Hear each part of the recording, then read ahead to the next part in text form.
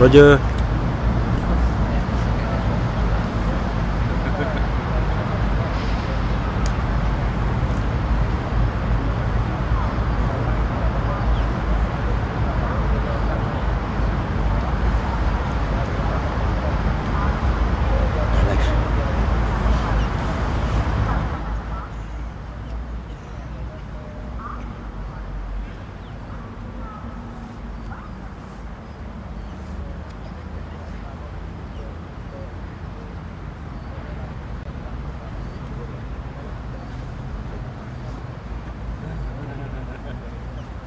Duk.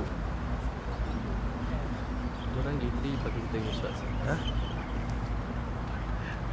Punch to the rest lah. Aku tak boleh gerak tu.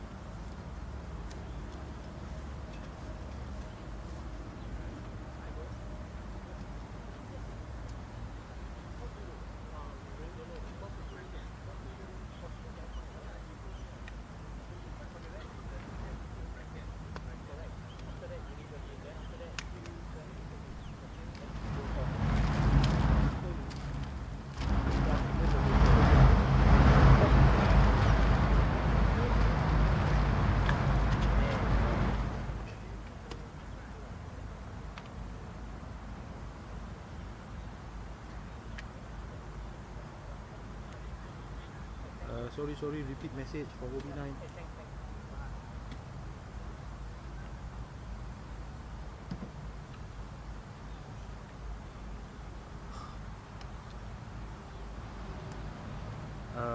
We are already parked here. Basically we can't move lah because there are cameras left and right.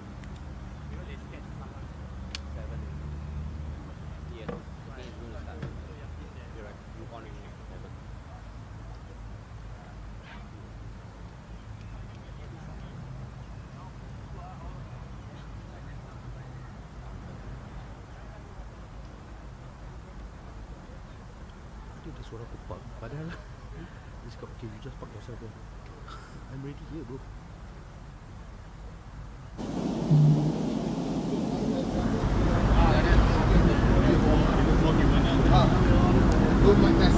Hello. Mic test, mic test. Mic test. 1 2. 1 2, mic test 1 2. Mic test, hello, hello. Hello. Hello? Can you all hear me? Cannot?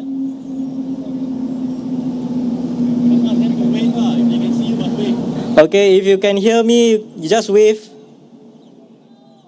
No, cannot hear? Cannot. Okay, if you cannot hear, then come down to the field.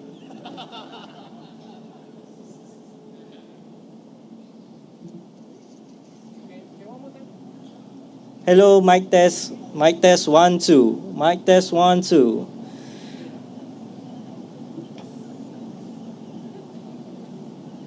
Testing 1 2. Testing, hello. Hello.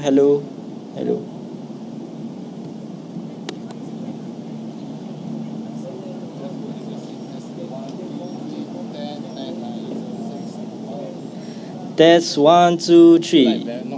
10 9 8 7 6 5 4 3 2 1. Okay.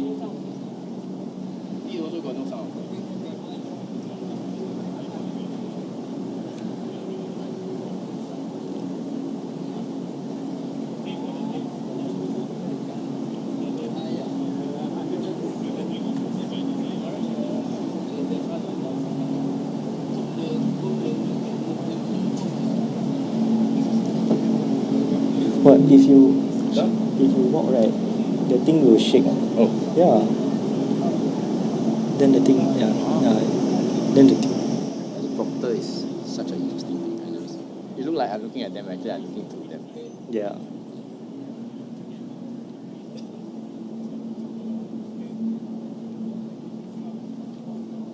Come address them a bit, tell them to... Or you want me to address them? You can address them at your MC. Hi, evening everybody. Can you hear me from where you are standing? We're doing a mic test so that we can actually try to reach out to you far enough. I see some of you already come closer to us, really wonderful, because we really need your proximity, yeah? Those who come first, joke first. Front row seats. So for those of you who are on level 2, you will need to take either the stairs or you will need to take the lift and come down to level 1, then you come in. Yeah, there's no way to come down from the stand up there. Find a nice vantage point for you to either sit, maybe stand. It's going to be a while.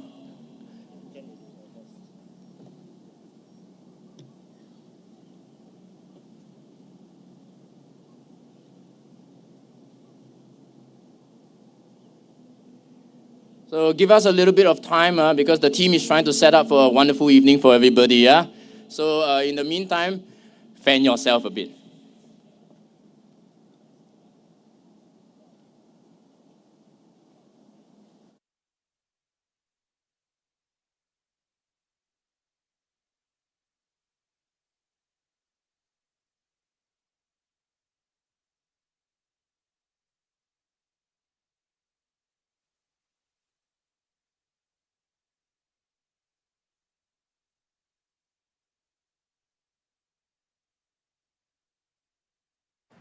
Don't you?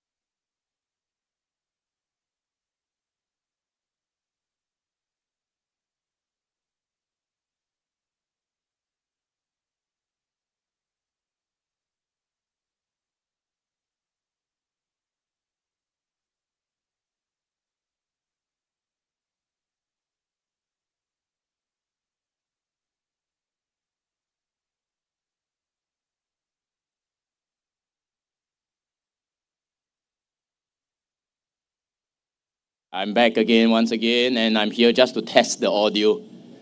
Yeah, of course they need the feed. Can you hear me? Media? Can No, not for you, for the media. They must have the feed. Then they can hear. You can certainly hear me, but it's for them also. Testing, 1. Bang ada tak? Bila ya? Thank you guys. Give us just a little bit more time. It's going to be a wonderful evening.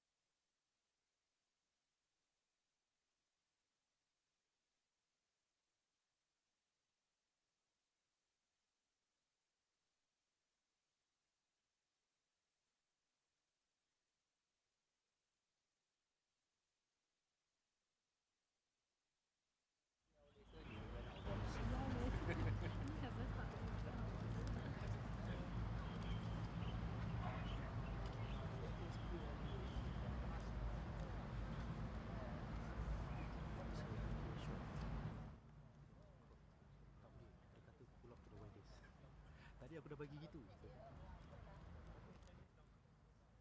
Pasal empty kan.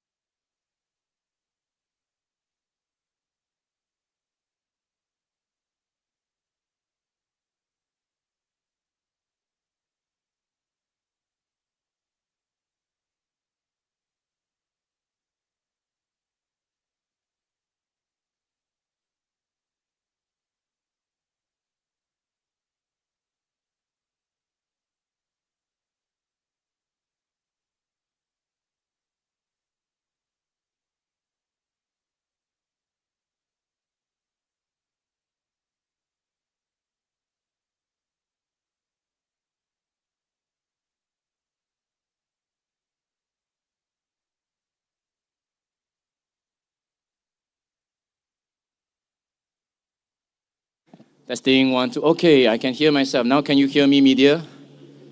Good, huh? Okay, good. Ladies and gentlemen, just bear with us a little bit more. We're starting about 7:15-ish or so, about 5 more minutes. Yeah, I see a lot of you came here very, very early because traffic, right? So you came before the traffic, and we really appreciate you guys coming 6 p.m., 6:15 p.m. Have you had your dinner, ladies and gentlemen? I see some of you are bearing flags and also banners already. Over there at the tentages, you can also help to purchase some merchandise from the team.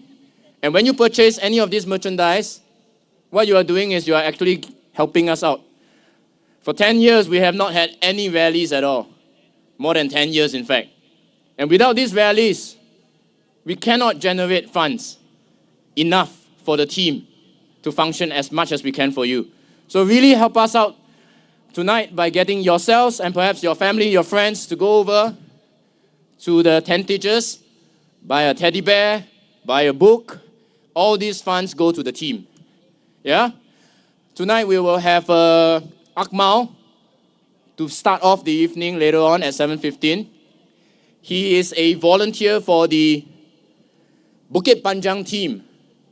So he has been helping Dr. Paul for quite a while already. And he's a young chap. We really need you to help to encourage him later on when he comes on stage, yeah? So I'm not going to ask you to start yet. Give us a few more minutes to sort out some more technical difficulties, and we will give you a rousing evening tonight, yeah?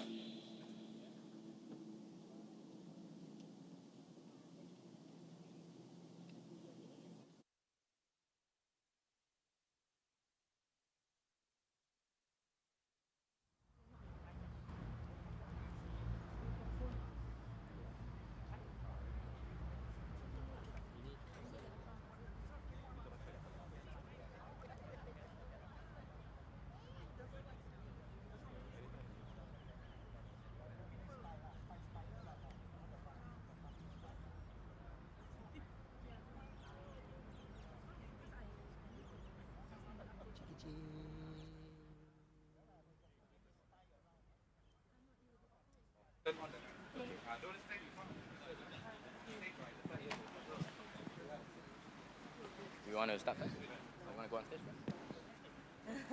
But we have to go on stage to at least let them know that we're there. We start in 2 more minutes time.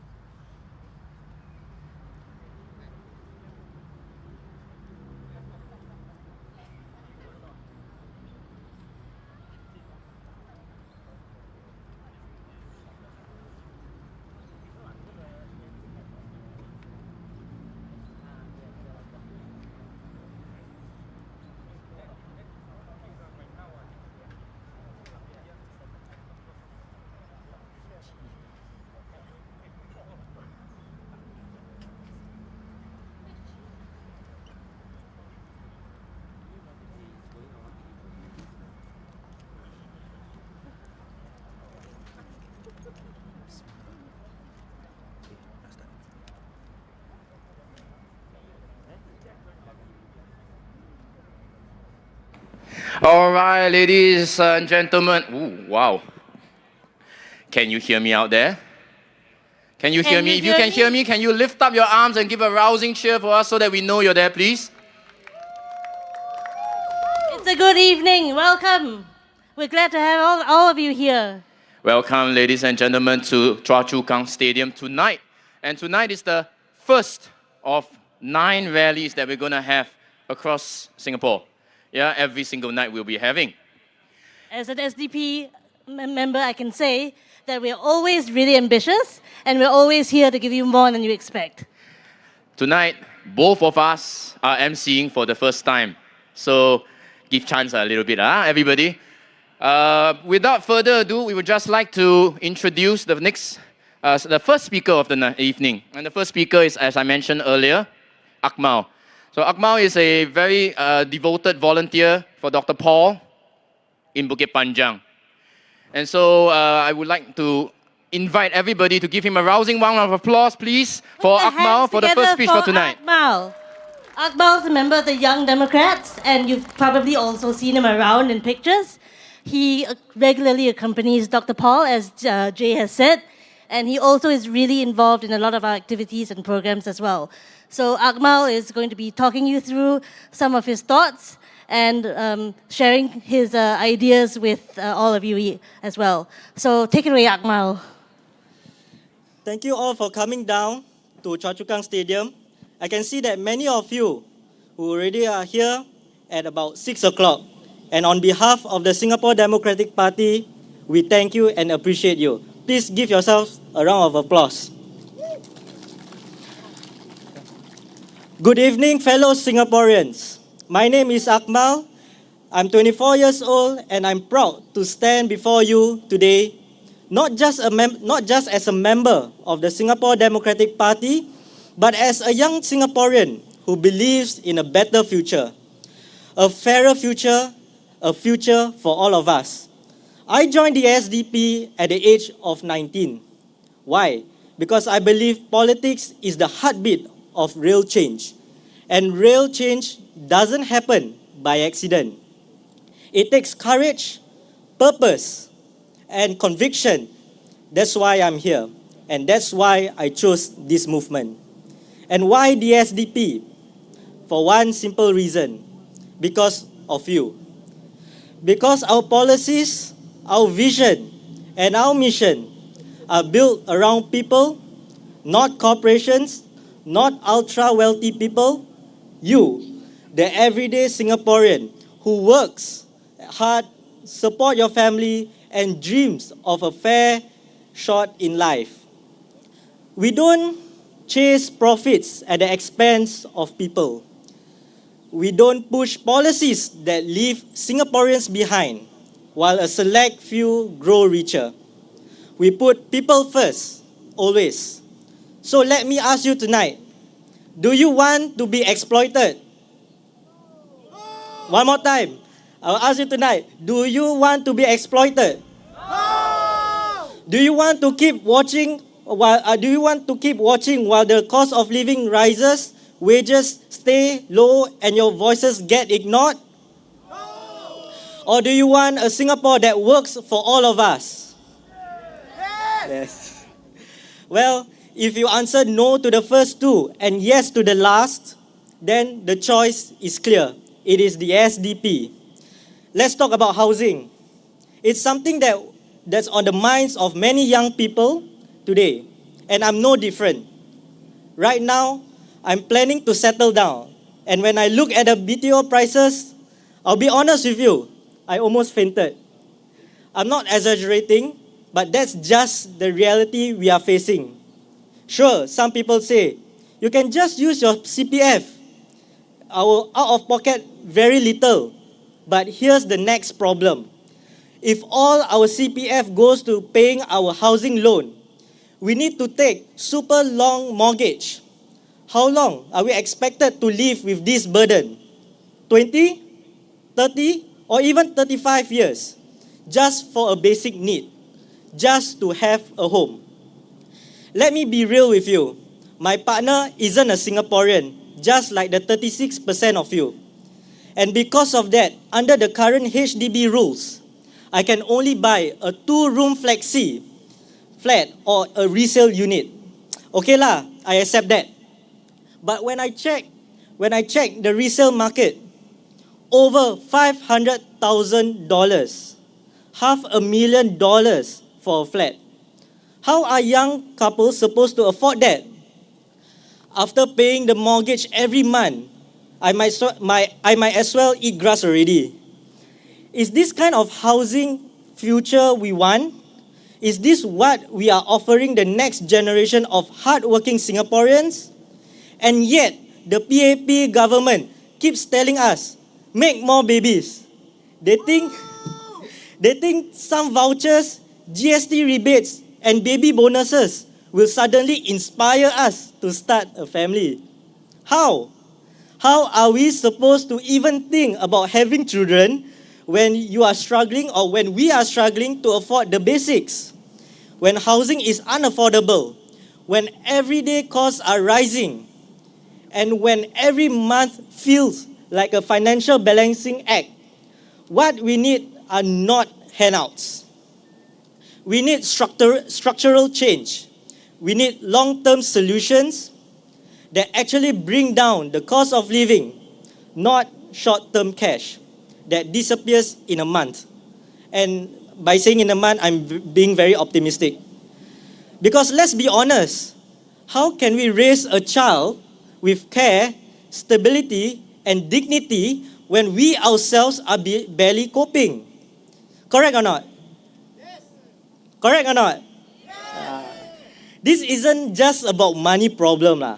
It's a systemic problem and issue, a deep-rooted issue that needs bold and courageous reform. And until that happens, no amount of baby bonuses will fix anything. That's why the choice is clear. The choice is the Singapore Democratic Party. We don't just talk about supporting families. We fight for it.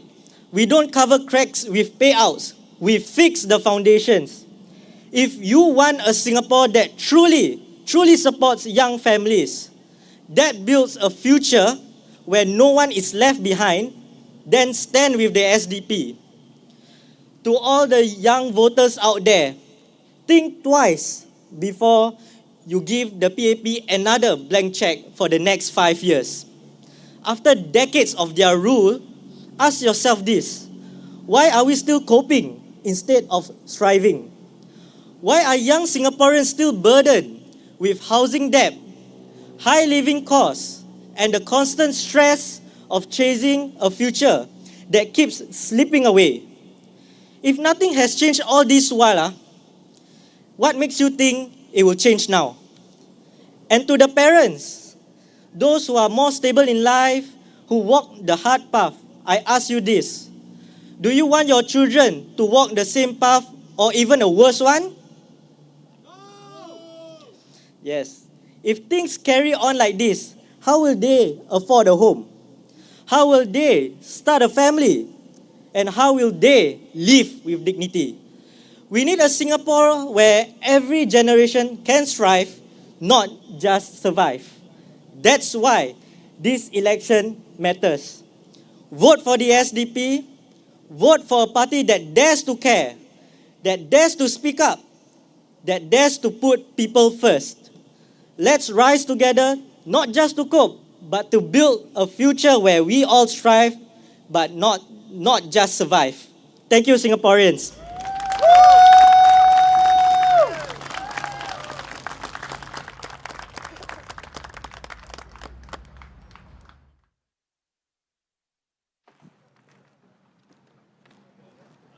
Thank you, Akmal.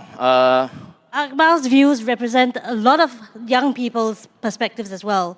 We've heard heartfelt sentiments about his hopes and dreams for the future. And we want to stand behind him to support the next generation. Do we want to support the next generation? Yes! Yes, we do! Akmal is basically you. Akmal is basically the young you. The young you that is facing today's housing market. So I hope what he has said has projected some of your fears, some of your worries, some of your concerns. Yeah? Before we start today's evening of speakers, perhaps we need to introduce ourselves. So, ladies and gentlemen, thank you all for coming here. We are so happy to have you with us. My name is Min. And I'm my the head name- of communications of SDP, and this is Jay, our esteemed. No esteem, I'm just a videographer and also a volunteer. Nice to have you here. So now, are you ready to roll tonight? Yes.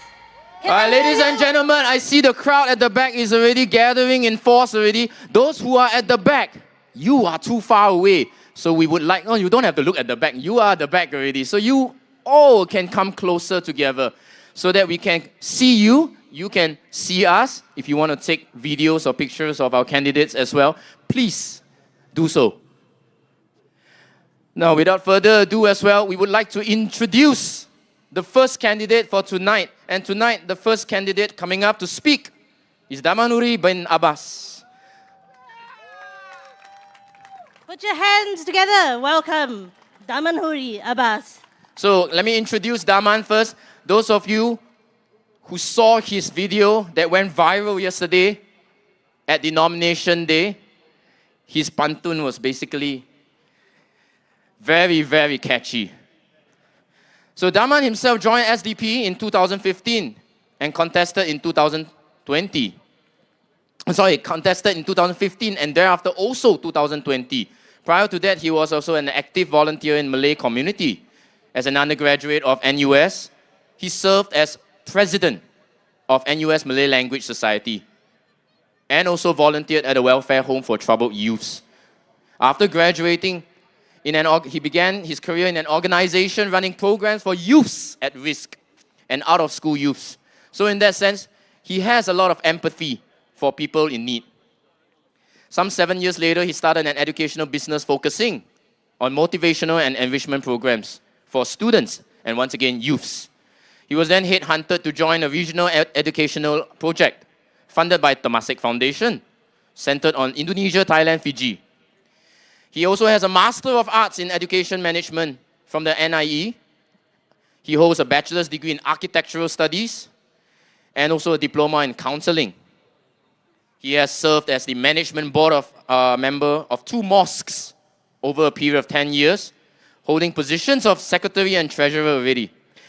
On top of that, as a side from politics, he is an avid sepak takraw enthusiast and has represented all educational institutes he studied in, from primary all the way to NUS.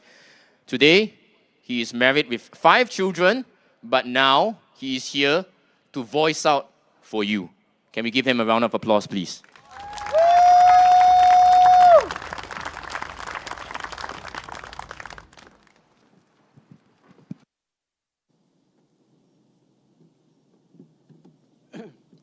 Good evening, everyone. Welcome to our first rally after 10 years. So, respected voters, this election gives you the opportunity to pass a strong message to the PAP. Are you better off after 5 years of having this current PAP government? The new Prime Minister, Mr. Lawrence Wong, wants a mandate from us, the people. He may be the new Prime Minister, but behind that smiley face is the same old PAP that ignored all your complaints and continue to increase the GST, making us pay even more than we did 5 years ago for our bread, eggs, milk, rice, sugar, oil, baby diapers, and even adult diapers of our elderly parents, making us ever poorer than we were 5 years ago, having to spend more money today. So, should we give him that strong mandate he asked for? No. Do you think he listens to us if we simply gave him the strong mandate? No. Now he tells you about the US tariffs impacting us and how it puts our jobs at potential risk. Counting on that fear to cause you to play safe and vote for the PAP. What he doesn't tell you is that even before these US tariffs appearing on the scene, the PAP did little to protect your jobs and support you, the workers. They allowed for many years foreigners to take away your jobs, making many of us who are squeezed out of the job market with little choice but to resort to short-term fixes to make ends meet. They tell us to go for training and learn new skills with no guarantee of a secure, lasting job with a decent living wage. They refuse to call for a minimum wage and give excuses after excuses, while companies make tons of profit at our collective expense. Do you think our bad job situation for local Singaporeans will get better if we give him that strong mandate? Well, after 5 years, did our job situation improve? Did our salary increase? We pay more for many things, not only because of increasing GST, but also because the PAP government refused to do the things that they actually can do to prevent those increases. For example, the rental on commercial and industrial properties that continue to increase even for properties that they owned by them, managed by the government, that could have easily intervened to reduce the rent. We need to know why they refuse to reduce it, especially when they are making huge profits from the rental of commercial premises. It seems they rather spread the burden of increased costs to businesses on us, the people, for being consumers instead of doing the right thing to reduce rental costs for premises they own or manages. If the PAP government did not listen to calls for them to reduce rent as the biggest landlord in Singapore for the last 5 years, do you think they will do it now if you give them the mandate? No! These are just some examples for us to think about this election. When you hear them asking for a strong mandate, giving them the strong mandate will not improve our life. Instead, it will increase their likelihood to continue what they have been doing all the time and making our life even worse for the next 5 years. And I have not even mentioned about the skyrocketing price of our so-called affordable public housing. Voters, we in the SDP stands in this election presenting reasons for you to consider us as your fresh new MPs, to truly speak for you about those things your present MP was silent about in Parliament for the last 5 years. Issues that matters that would have helped to reduce the high cost of living. What your present MPs are not allowed to speak freely about because they had different priority and serves different interests and not your interests. We will speak up for you in Parliament because we place people before profit, workers before bosses, jobs for Singaporean before others, immigration policy that is pro-Singaporean and not pro-bosses, that are controlled and regulated to really benefit workers and not fatten the boss's bottom line only. Para pengundi, pilihan raya ini memberi kita peluang terbaik untuk menyampaikan isyarat jelas kepada pemerintah PAP keperihan kita menanggung beban kos sara hidup yang terus meningkat. Mereka gagal mendengar keluhan rakyat memikul kenaikan GST pada masa harga hampir semua barangan seharian semakin mahal. Tidak masuk akal sama sekali untuk mereka menaikkan GST. Suara rakyat yang mendesak mereka untuk menghentikan kenaikan GST saja tidak diambil kira. Apa agaknya yang akan membuat pemerintah PAP ini dengar suara kita? PAP hanya akan mendengar suara rakyat apabila kita gunakan kuasa mengundi kita dengan bijak dan tepat menolak mereka kali ini dan memilih calon SDP untuk menjadi wakil rakyat anda di Parlimen. Ini adalah hakikat sifat sebuah parti politik di manapun. Mereka hanya akan berubah apabila kita sebagai pengundi bertindak dengan kuasa di tangan kita untuk mengalih pilihan dari satu parti ke parti yang lain. Jadi anda perlu gunakan kuasa anda sebagai rakyat untuk mengubah nasib kita bersama. Jika mereka berdiam saja dan tidak menyuarakan kesusahan anda selama 5 tahun di Parlimen yang lalu, adalah wajar untuk anda memilih wakil rakyat yang lain yang bersedia untuk lantang menjadi suara anda di Parlimen. Ini hanya merupakan satu contoh di mana wakil rakyat gagal menjalankan tanggungjawab utama mereka untuk mewakili anda di Parlimen.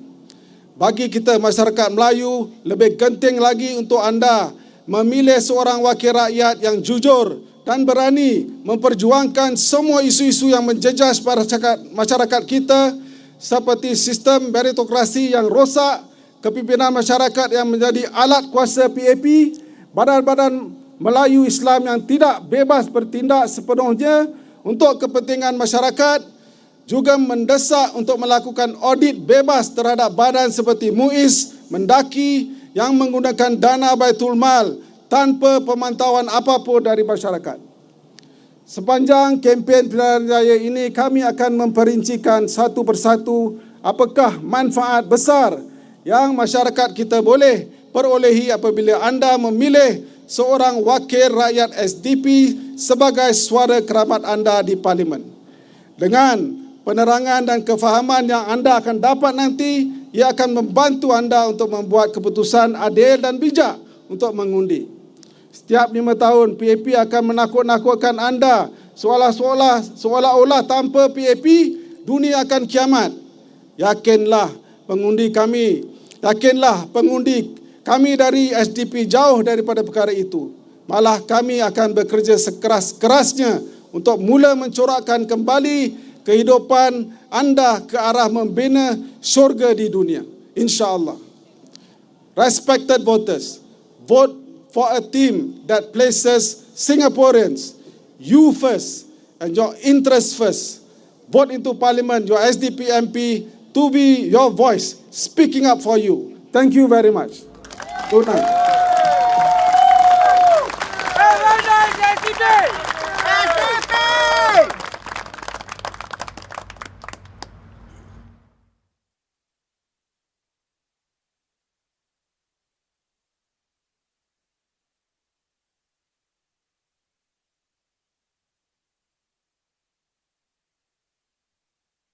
So thank you once again to Daman.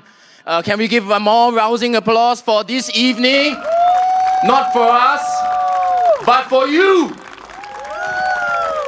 Because you are here and you are braving the drizzle, which we have no idea whether it will turn into rain or not, but I have full confidence that you will stay regardless throughout the whole evening to support our candidates. It may rain, but our spirits will not be dampened.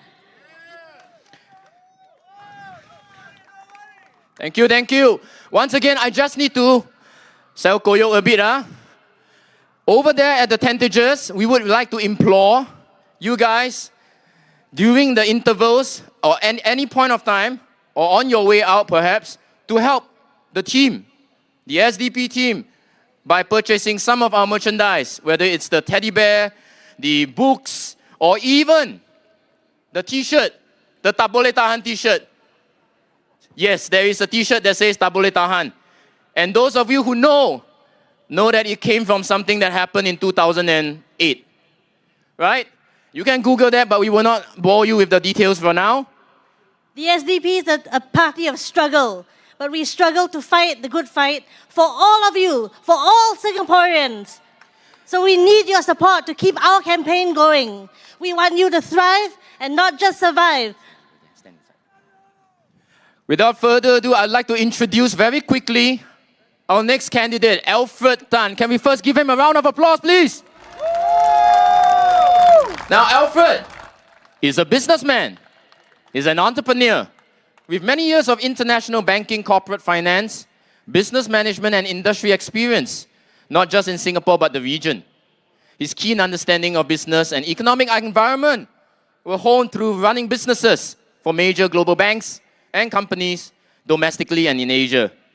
He hopes to contribute to nation building so that Singapore will progress as a first world democratic nation, standing tall and responsibly together with both immediate neighbors and the world at large. Alfred is also a patriotic Singaporean who believes in building an ever-improving society where every single one of you, whether you are young, like my daughter over there, or you are teenager, or you are 20s, 30s, 50s, he hopes for a society where every single one of us can discover oneself and is able to reach your potential. Today, Alfred is here having been volunteering and organizing various activities for the community since his youth.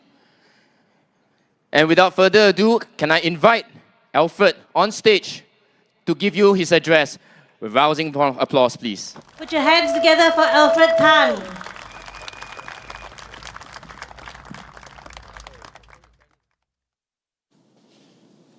Dear residents of Marsiling-Yew, Sembawang, SMC, Sembawang, GRC, and Bukit Panjang.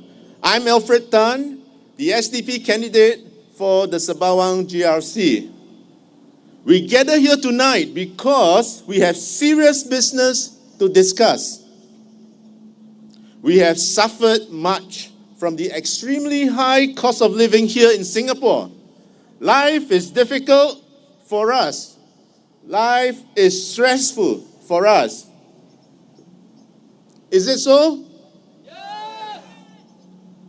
Before the GE, the PAP MPs and ministers have scolded us, telling Singaporeans to take it all in our stride, saying that it is our fault, saying that we were stupid and wasteful because we should stop choosing pasta instead of eating wonton mee.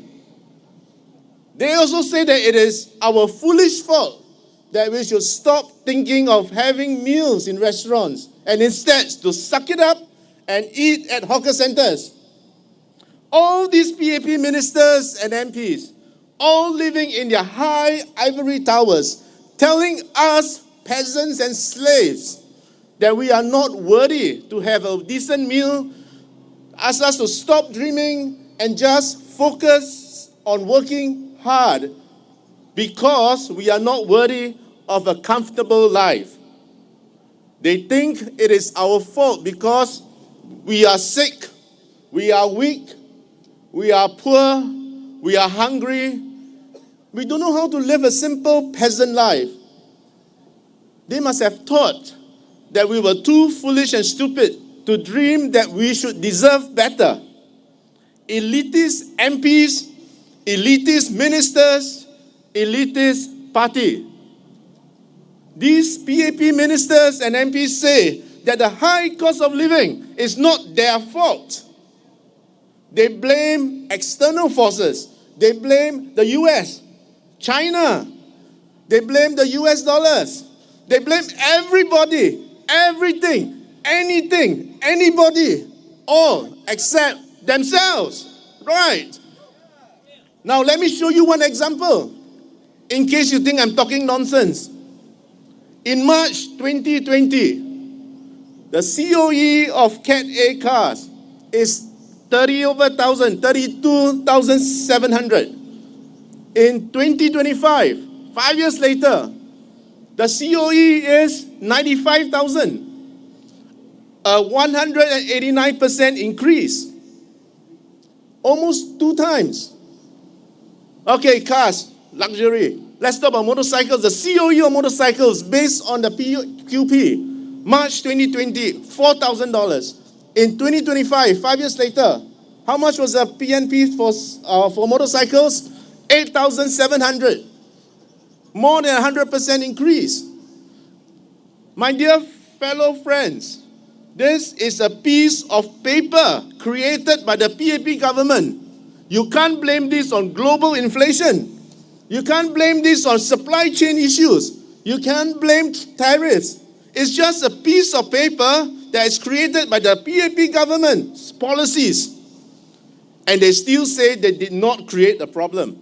They have no fault. 60 years ago, when the PAP was in the opposition, they say they are for the people. They work for the people. Now, at this GE time, I tell you, they will again pretend to bend down, bow down and say they want to serve you. They are your servant leaders. Please give them a chance. Please give them their votes. And once GE is over, the true character shows up. After GE, what it is say, go back to your lousy school. They say no flooding, just ponding. What else they say? They say no money to buy chicken. What do? Go buy fish. No space to start a family? A closet space is enough. This group of politicians cannot be trusted. They do not care. They will say anything so that they can get what they want from you. You are an inconvenience to them. They want a smooth, rich, enjoyable life. They don't like to be annoyed by your complaints, your dreams, your aspirations, your hope for a better life. Don't trust these liars. And don't just believe. Think and recall the pain you felt, the frustrations you have encountered when you try to balance your cash, deciding what to buy, deciding what is necessary, deciding what is really needed, deciding what to give up. Remember that pain when you decide on your vote for life for the next 5 years. Do you want your future generations to have more of this? You call this the good life? SDP does not want you to just survive. We want you to thrive, to be better, to enjoy life. Enjoy the fruits of your labor. To say that after working so hard, that the fruits that you enjoy is meaningful. The work that you did is fulfilling.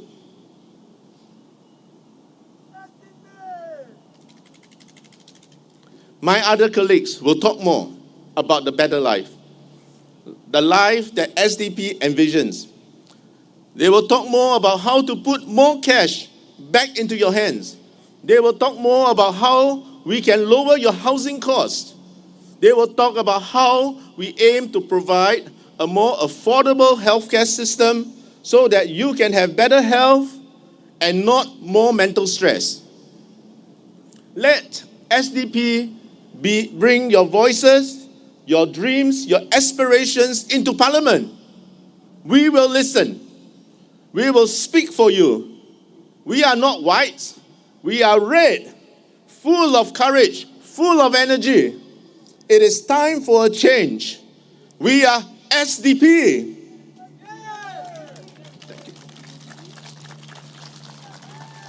Thank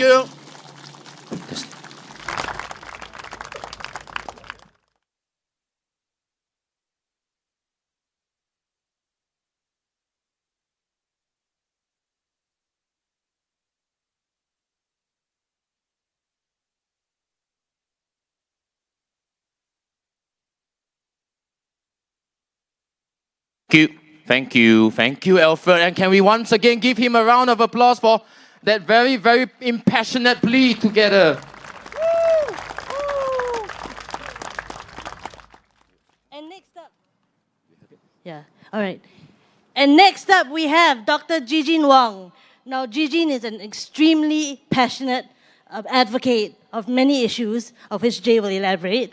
And she's here to share her perspective with us as a member of the Marsiling-Yew team. So we're really, really happy to have her with us. Dr. Gigene Wong is a seasoned business leader with more than 30 years of experience in finance, HR, procurement, admin, general management, not just in Singapore, but also with extensive experience in China. She holds a doctorate in international business, a master's degree in professional accounting, a bachelor's degree in HR management. Today, she is here as a full-time caregiver to her father, who is 87 years old, with dementia, but also as a representative of all of you. Can we give her a round of applause? Yuan Qi Jun. Dr. Gigene Wong, let's welcome her. She's going to blow you away.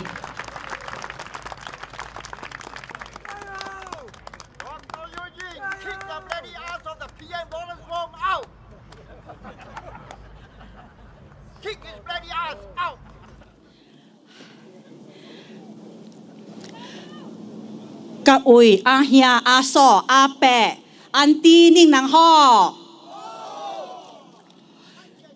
恁人大，真侪人食公当袂晓听，所以呢，我今日是食番薯糜来解。我是正真爱潮州人，潮州阿妹吼。除了用金钱来定义教育以外，人民行动党是否对教育是什么？新加坡人是谁？我们希望成为怎么样的国家？我们现有的体系能够帮助我们的社会应对迫在眉睫的困难吗？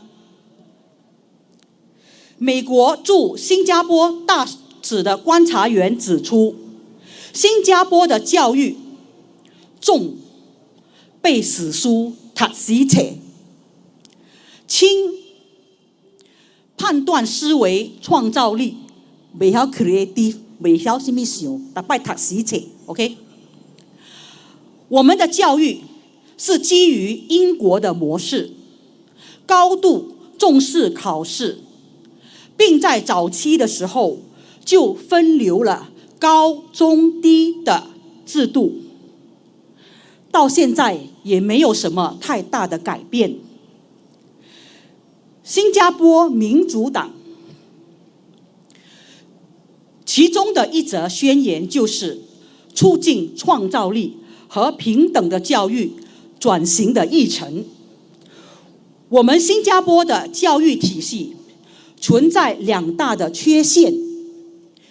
首先，它无法培养一个国家应对21世纪的全球经济挑战的能力，因为参与者的创造力、创新力、变通能力的需求是日新月异的。基于李光耀先生的理念，我们的学校继续将国家的资源过度的分配给精英阶层，从而加剧了不公平的对等。你们知道吗？我们新加坡 RI 的学校每间课室都有空调的哦。因为李光耀先生曾经说过，有 aircon 的地方人家就会读书比较厉害，比较会想东西，创造力比较好。那么我想请问，我们的孩子们现在的课室是没有 aircon 的，我们想要给他们读得更好的书，我希望我们的学校将来都会有 aircon 给我们的孩子吹 aircon。新加坡民主党提出了一份替代性的方案的政策，是在弥补这些的不足，因为我们的国家为我们的国家提供一个重视孩子学习的教育方式的体系。我们希望点燃年轻人的心灵，引导他们发现创造性的自我，而不是仅仅的教他们如何在考试中取得好的成绩。任何想要建设包容性的社会的国家，都不能忽视有特殊需求的孩童的处境。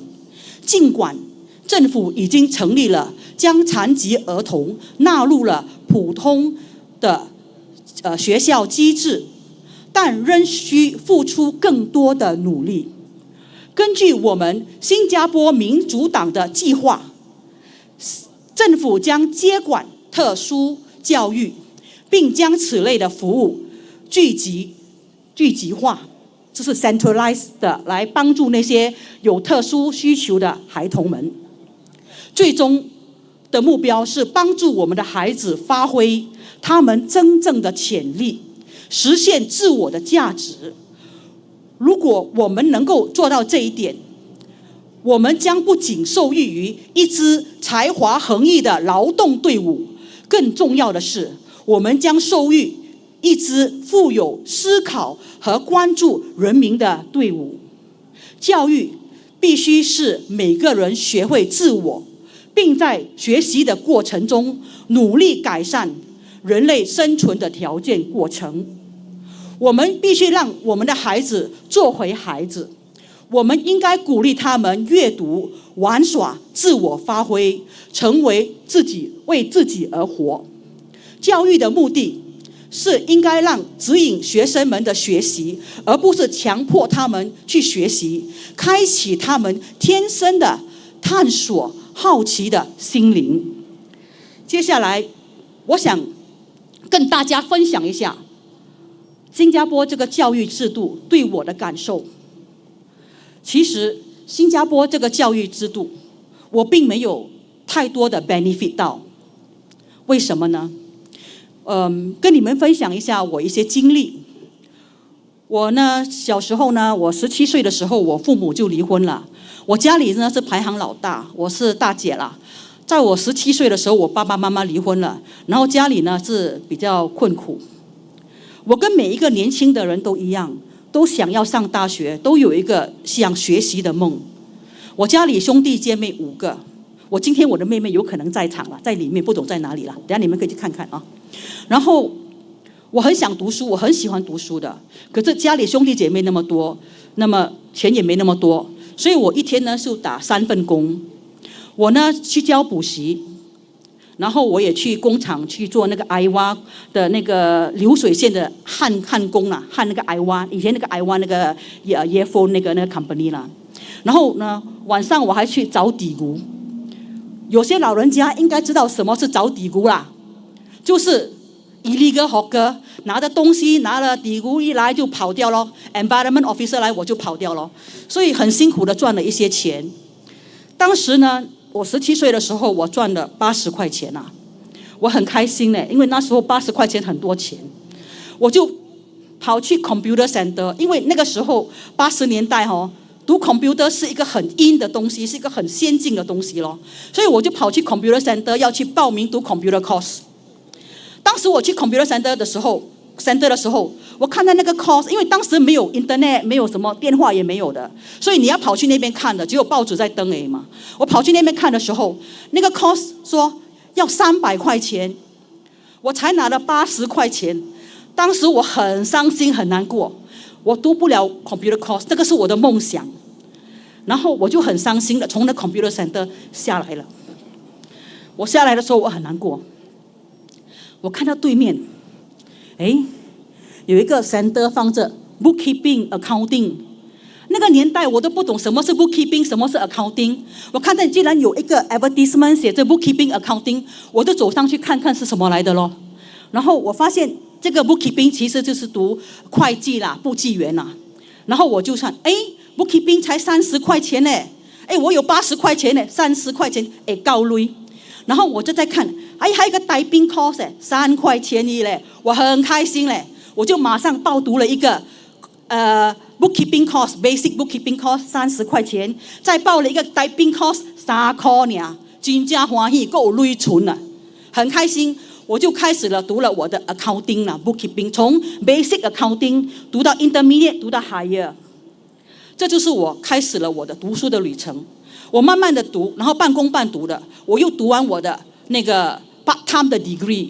在那个年代，我们只有新加坡国立大学，很少的大学，所以资源不是很多，也没有给到我了，因为我的学习成绩一般般。可是我有一颗学习的心，我想去学东西，所以我读完我的 basic degree， 就是 part-time 的 Australia 的，然后我再去读 master， 都是 part-time 的，半工半读的完成我的学业。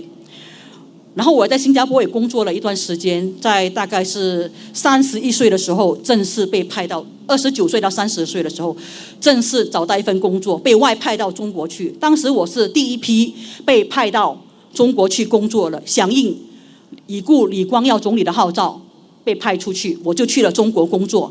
我刚刚去的时候是当财务经理啦 ，finance manager。后来我就慢慢的就当成了 finance controller 财务总监，然后经过很多年的拼搏，在那些跨国公司，其实是按摩公司啦，不是新加坡公司啦，后背是按摩公司真多啦，跨国公司啦有请我啦，就是跳槽啦、换工作啦，然后我做到了，其实到最后我做到了上市公司 listed company 的 CFO， 就是首席财务官。中国公司有多大你知道吗？一间公司大概有1万多人。是很大的一个公司，就好像我们的新加坡樟宜机场的规模这样大。到最后我当上了中国一家上市公司的财务总监。不应该是说我当时没有进到 NUS、NTU， 我放弃了我的梦想，我就待在新加坡算了，随便打份工。我追求我的梦想，我没有在这个教育体系得到好处，我去追求我的梦想，半工半读，去找底股，去卖物件，去教补习，然后去完成我的学业，然后在国外去工作。有很多人问我，你在国外那么好，你回来做什么？在讲我嘞，讲我的英文不好嘞，讲我的 standard 不好嘞，跟你讲福建潮州没 standard。我们要有 Parliament Standard， 讲啦 ，very English， 按摩才简单的 Parliament Standard。我想问大家 ，Parliament Standard， 你们开了电视的那个 Parliament 演讲，有几个人听得懂的？有几个人有耐心在那边坐在那边看的？我今天以我的 Standard 讲给你们听，很 layman 的普通人都听得懂的 Standard， 是不是你们想要在国会听得到的声音？我要为你们发声，把你们的诉求带到国会去，不是因为我们以前这么平庸，没有得到很好的教育的制度，可是我们要去努力。可是现在的机会是不是给了我们？我想跟大家分享一下，当我在中国工作的那么多年的时候，有一些政府的官员把他们的孩子带到我的办公室来找我说，袁总，我要去参加，我要带我的孩子去参加你们新加坡不招募很多的中国的学生去新加坡读书吗？你来帮我看看我的孩子有什么，帮他恶补一下，看他去面试能够通过你们新加坡的制度，把他弄到新加坡去读书吗？所以很多的资源给了外面的人，我们自己的孩子还要请补习，还要去拼，去很 stress 的去读书。我们有这个机会给我们的孩子吗？我希望我们的政府能够真正的考虑到为新加坡人，把机会留给新加坡的孩子去读书，不要像我这样啦，安尼凄惨啦，去找底股啦 ，OK？ But anyway， 老天是公平的，他给了我一条可以看到的阳光，这扇门关了，还有另外一扇门为我打开，永远不要放弃。我5年前从中国回来，很多人问我，你为什么要回来？当时是这样子的，新加坡要选举了，我在睡觉睡到很晚，一个晚上啦，是单亲伯跟我打电话啦，说 Gigene can you please come back？ 我睡觉了，半夜 come back and help us。 当时我听到这个消息之后，我就马上辞职，24小时我 resign from my company， 我回来了。因为我是新加坡的女儿， I'm a daughter of Singapore， 我是回来帮你们的，不是说你们在大选的时候才看到我，没有的，我一直在新加坡，这5年我都在新加坡。后来大选之后，我发现我爸爸他得了失智症，老年痴呆症。我虽然也是新加坡的女儿，我也是我爸爸的女儿，所以我现在是一个全职看护我爸爸的看护者，我能理解看护者的痛苦跟需求，所以我想通过我的努力帮助大家。我恳求你们给我们的团队，不一定要给我们的团队任何一个人送进国会，为你们发声，为你们争取利益，为我们新加坡人重造辉煌而努力，把我们的团队送进国会。感谢大家。谢谢你们。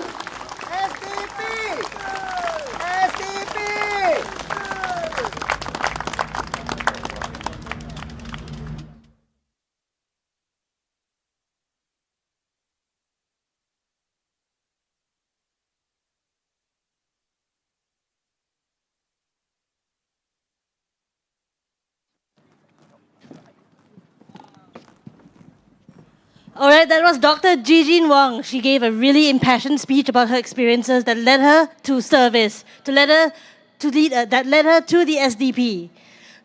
Oh, well, the next speaker coming on stage is Suraya Akbar. And Suraya, as Mr.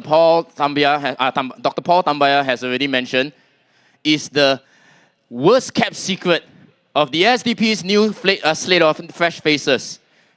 Suraya herself is a very long-time serving member of the SDP with already more than 20 years of committed service. She is currently serving on the CEC and holds the role of treasurer and fundraising head. She herself is a strong advocate for women's rights, for social equity, and for community welfare.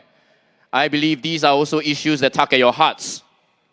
Suraya herself is at the forefront of our efforts to support the vulnerable groups, advocating on behalf of single mothers for equal access to government benefits such as maternity leave, childcare leave, and as well as the CDA. Her stance is guided by empathy and the belief that no child should be left behind. But before we invite her up here, we do our part as MCs to implore you to do your part as citizens of Singapore and also supporters of the party SDP by turning your head around to look over there at the tentages in red. Those are tentages where we have merchandise, and we really need you to help purchase any merchandise, whether it be a book, whether it be a bear, or whether it be a tak boleh tahan t-shirt, because these will go a long way to support the party in a very, very grueling long campaign, because we have another 8 more rallies for you guys over the next 2 weeks. As well, I just want to quickly address some of you over there in the stands already. I believe some of you are choosing to sit slightly further away, perhaps because sitting is easier, but we never choose the easy path here today as SDP as well. So I implore everyone to possibly come down, if you can, to get closer together, because standing here in a rally is not a crime. It's not a crime. It is your right as a citizen in a proper functioning democracy to come here and listen to your problems being enunciated, to hear alternative solutions from our candidates over here. Because for the longest time, they have not been resolved. Am I right to say that? Yes! It is not a crime to voice out your displeasure, isn't it? Yes! When we live in increasing income inequality. So without further ado, I would like to ask everybody to give another rousing round of applause for Suraya Akbar, please.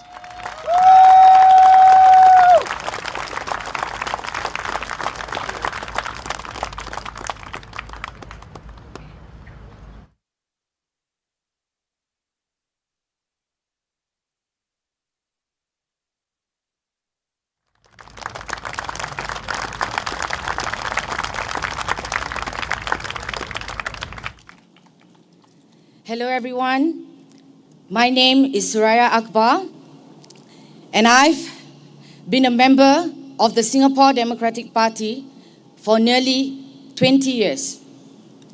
I've also had the honor of serving as the party's treasurer for almost 2 terms or 4 years.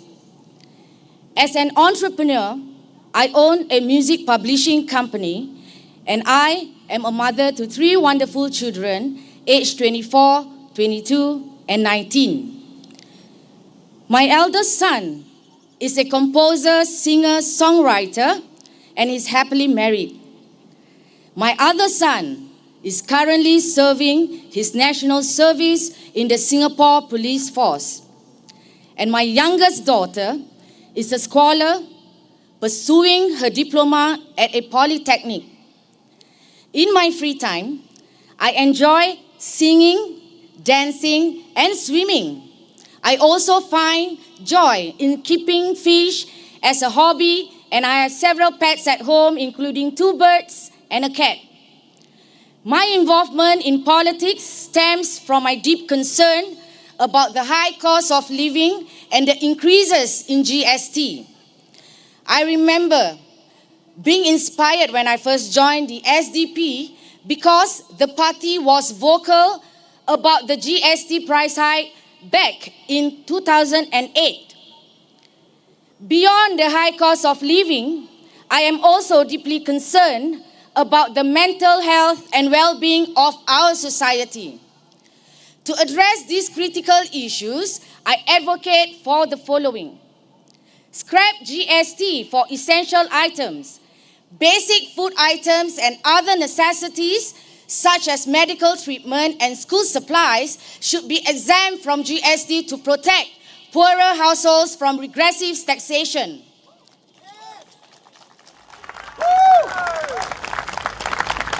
To offset the reduction in revenue, the GST rate for luxury items should be increased to 10% or more. Legislation on minimum wage. Implementing a minimum wage ensures that low-income workers are not exploited and that economic growth occurs fairly and sustainably. A wage structure that does not strike an equitable balance between the wages of the lowest paid workers and the cost of living is detrimental to long-term economic growth. A minimum wage will also help reduce income inequality and the demand for foreign workers. Lower HDB prices. HDB flats have become unaffordable for many Singaporeans. The use of our CPF savings meant for retirement to fund HDB flats leaves retirees with insufficient savings for their later years. To ensure adequate retirement savings, the SDP proposes non-open market NOM flats. These flats would be sold at cost minus land cost and would not be allowed to be sold on the open market.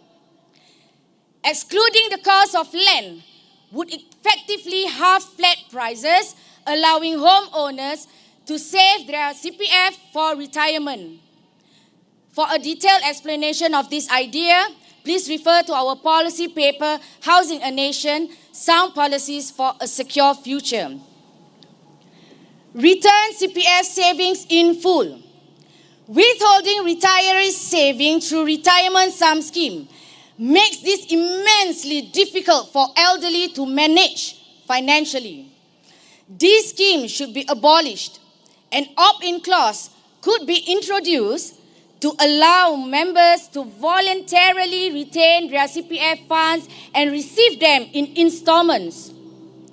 I want to emphasize the importance of keeping the cost of living affordable in Singapore.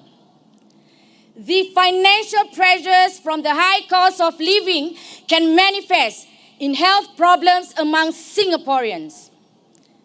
Now, 60% of Singaporean workers report feeling mentally exhausted due to stress and depression. Psychiatrists reveal that up to 90% of the patients suffer from mental health issues caused by work-related stress. Singaporeans work the most hours in the world. Now, by reducing and eliminating GST on essential items would alleviate the pressures faced by lower and middle-income households. The GST was introduced in Singapore on 1st April 1994 at a rate of 3%.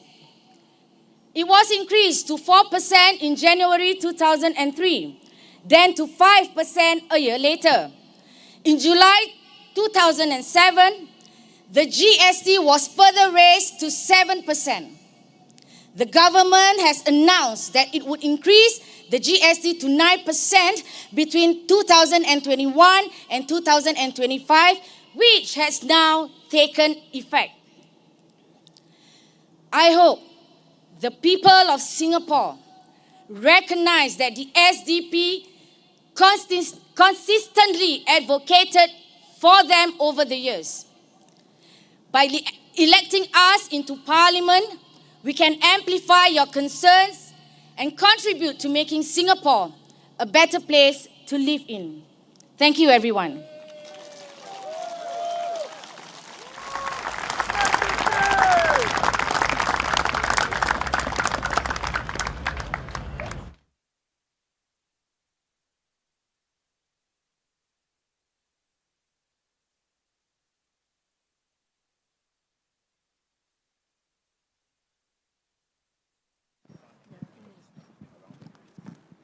Thank you, Suraya, and thank you once again. All of you in the crowd, can we once again give yourselves a round of applause, please, and cheers! I really believe some of you have purchased some items, clappers, whistles, whatsoever. We would like you to use those whenever you voice out certain measures of displeasure, certain measures of agreement with the candidates who are coming up to speak. Are you ready for more? Yes. Now, the next candidate coming up is Dr. James Gomez. Dr. James himself is a political scientist, a regional director of the Asia Center, which is the preeminent regional civil society research institute in consultative statutes with the United Nations Economic and Social Council. He has been also a member of the SDP for 15 years since 2010 and has previously contested in SDP for SDP in Sembawang GRC as well as Holland Bukit Timah. Without further ado, invite Dr. James Gomez, please. Put your hands together for Dr. James Gomez.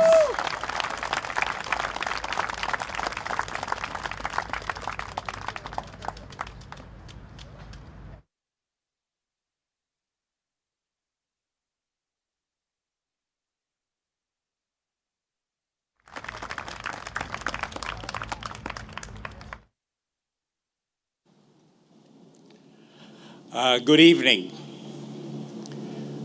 Fellow Singaporeans, we are at a crossroads.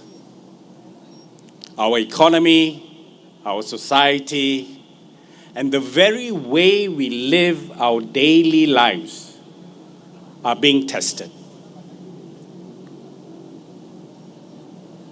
But within these challenges lies an opportunity, a moment for us to decide the kind of country we want to live in and what kind of leaders we want to represent us. Let us start with what we all know. Our economy is under duress. Singapore, like many countries, is being buffeted by global headwinds, tariffs from the US, and slowing global demand. And not just are they headlines, they have real consequences. Growth forecasts down to just 0 to 2% already tells us that these are not ordinary times. Yes, businesses are feeling the pinch, but it is the workers and the younger generations that are feeling and will continue to feel the pressure. But even more pressing than these external shocks are the struggles Singaporeans face right here. Rising housing prices, spiraling living costs, and job insecurity are eating away at the middle class. And for those who have less to begin with, life has even become tougher. We have often been told that Singapore is a shining success story. But the truth is only a limited few are doing well. Some Singaporeans are struggling to put food on the table. Food insecurity in Singapore is a real problem. And no, this isn't something we can just dismiss or downplay. In response, the government has rolled out food and grocery vouchers. We know Voucher Wong is currently speaking on the other side of town. But let's not kid ourselves. Vouchers are not a solution. They are a short-term band-aid while we brace for a very worse downfall. These measures do little to address the underlying causes of poverty, inequality, or the rising cost of living. In fact, there's a very real risk that these policies are actually making things worse by driving demand in a way that fuels prices even further, without fundamentally improving anyone's long-term prospects. So we have to ask ourselves this: what kind of future are we building? Do we want a country where young families are forced to choose between starting a family or affording a home, where our seniors live in fear of being left behind and not cared for? Or do we want something better, something fairer, more compassionate, and more forward-looking? That brings us to the next question. What kind of leaders do we need in Parliament? The truth is, many Singaporeans are growing increasingly frustrated with the current political status quo. The ruling party, the People's Action Party, has governed for decades. And in those decades, policies are made with too little consultation, too little transparency, and too little accountability. Worse, when things don't go well, we don't see enough willingness to acknowledge mistakes, listen to alternative views, or to adapt. Instead, what we get are MPs who go along with whatever the party line is. Even when it's clear the people are suffering in this election, if this trend is not checked, we are going to get a rubber stamp parliament. But this is not the democracy we deserve. Singaporeans are now saying very clearly and confidently that they want a more balanced parliament, not for the sake of opposition, but for the sake of representation. What people want is not just voices in Parliament. They want their voices. They want MPs who are not afraid to challenge bad policies, MPs who will not be silenced, MPs who will ask the tough question and fight for better answers. That's why we need the Singapore Democratic Party in Parliament. The SDP has always been guided by one simple belief: the people must come first. We don't have millions in resources. We don't control the narrative in the mainstream media. But what we do have is a deep commitment to justice, to fairness, and to the idea that every Singaporean, regardless of background, deserves to be heard and respected. We have clear policies rooted in real research and people's real needs, from cutting healthcare costs to tackling housing affordability to making jobs more secure. We believe that Singapore's wealth must serve all its people, not just the privileged few. We will speak up in Parliament when the cost of living becomes unbearable. We will speak up when policies hurt more than they can help. We will speak up when the government refuses to acknowledge that everyday struggles that Singaporeans all face. And let me say this clearly. We will not get into Parliament only to be silent. We will not sit on our hands. We will not side with the PAP just to stay comfortable. We are not afraid to speak truth to power.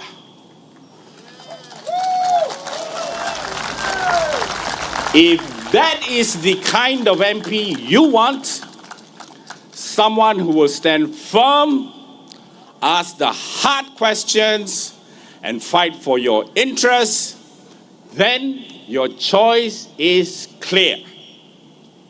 Vote for SDP. Vote for SDP MPs.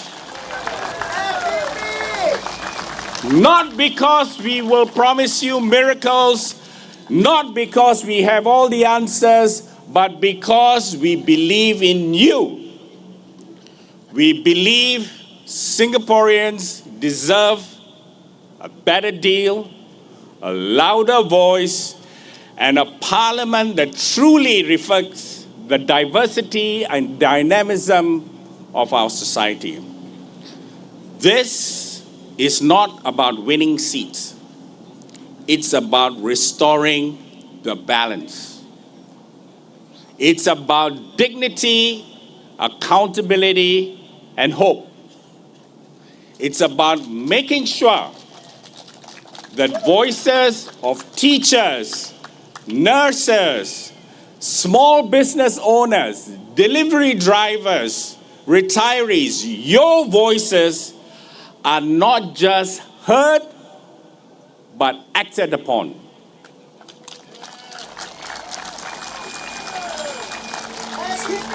Singapore cannot move forward if we, under the PAP, are being left behind. Let's build a parliament that doesn't just pass laws, but protects lives.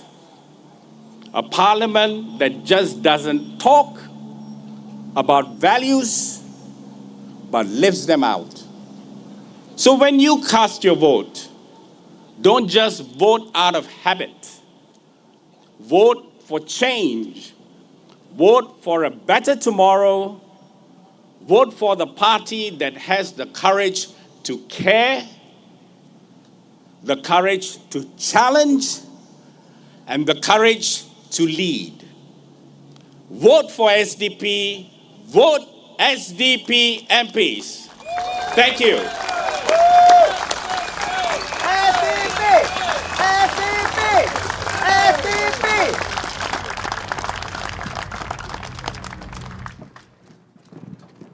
Dr. Gomez makes a really strong case for electing the SDP MP into Parliament. Now, our next speaker is no stranger outside the world of politics. He wants you to wake up to the realities of what is going on in Singapore. He wants you to see the truth of what lies behind the veil of what looks like a perfect society, but is actually not.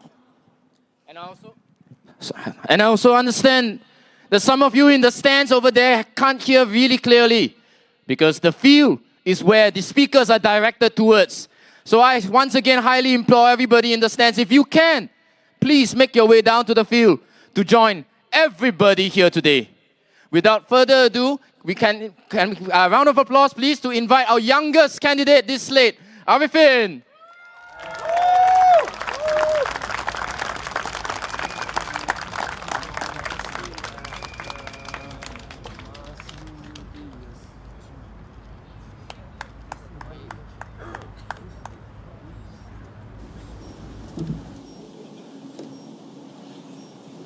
Good evening, Choa Chu Kang! Tasha Wan Shang Hao! Okay, the crowd here is good, but what about those people sitting in the stands? Can you all hear me? Okay. Residents of UT, Limbang, Woodgrove and Marsiling, and for the residents listening to us at home or wherever you may be. Thank you all for coming today. The first thing I want to say is this. It is important in any election for us to hear directly from the candidates. Don't always listen to the media or get distracted by the noise.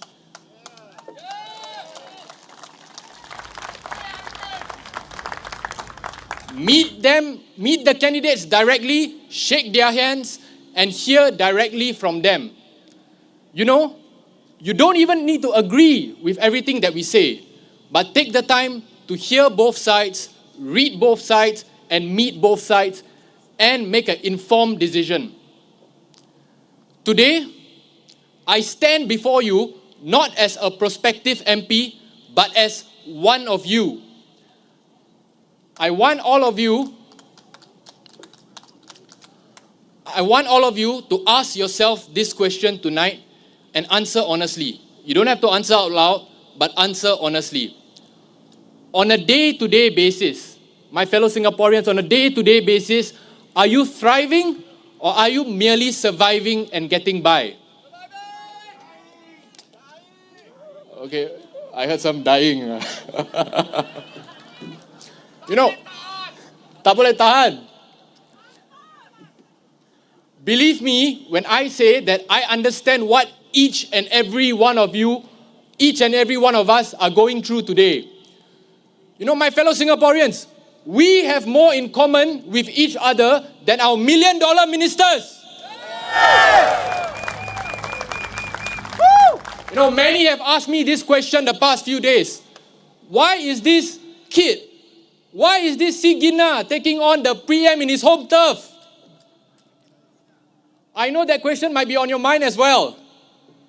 You know, why join the suicide squad, as some of them has called us? I will answer these questions and more tonight.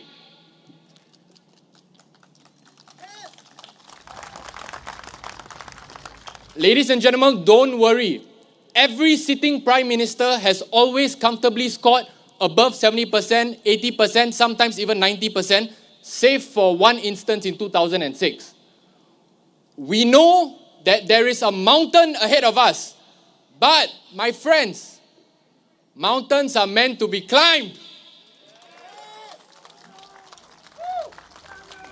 As my hockey teacher used to tell me, sikit-sikit jadi bukit. You can count on us to put up a good, clean fight, focus on the issues and the voices of Singaporeans. You know, for far too long, the voices of Singaporeans have gone unheard. Let me ask you this question, and this time answer out loud, including those at the stands. Are you personally happy with the way that Singapore has been going for the past 5 years? No! Do you think it was a good idea to raise GST not once, but twice during a cost of living crisis? No! Do you want a Singapore where we citizens are treated as mere economic digits? No! Do you want a parliament where our constitution can be amended easily? And last, because this is something that's very close to our hearts, because something that just happened, do you think it is okay to chop and change electoral boundaries and treat residents like political footballs? No! Residents of Marsiling-Yew, in your hand lies a golden opportunity to send a signal that will be heard from Jurong to Choa Chu Kang to Changi. An unmistakable signal that will wake up our million-dollar ministers. Yes. Listen, my brothers and sisters. What matters in this election is not just who wins, but the margin of victory.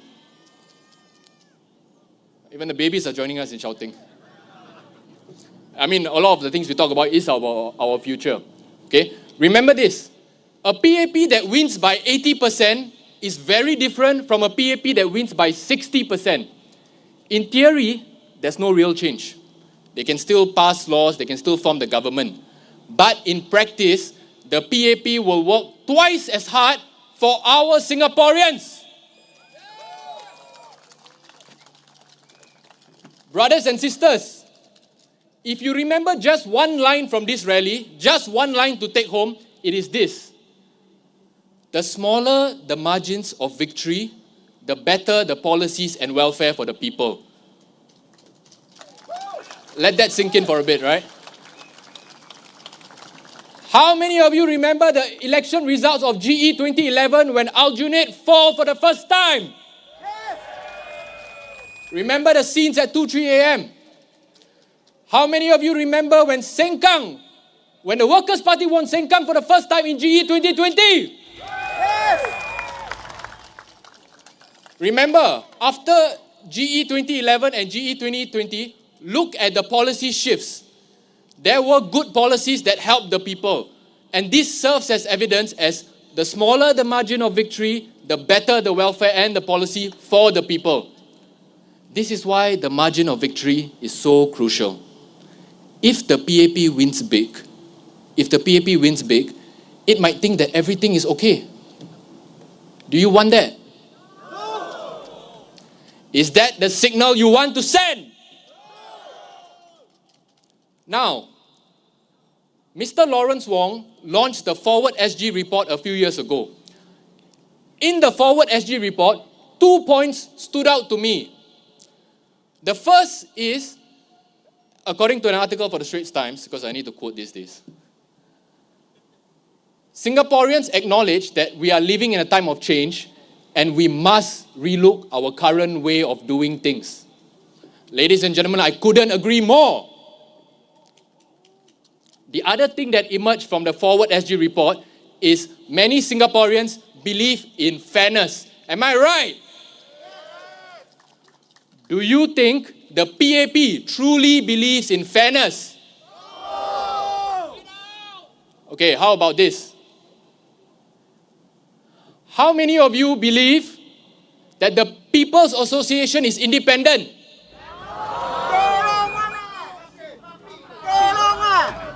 I heard a joke the other day. You guys want to hear a joke? Yes. I heard a joke the other day. It says that you can't spell partisan without P and A. But this is not a joke that I'm going to move on to. Our Secretary General, Dr. Chee Juan,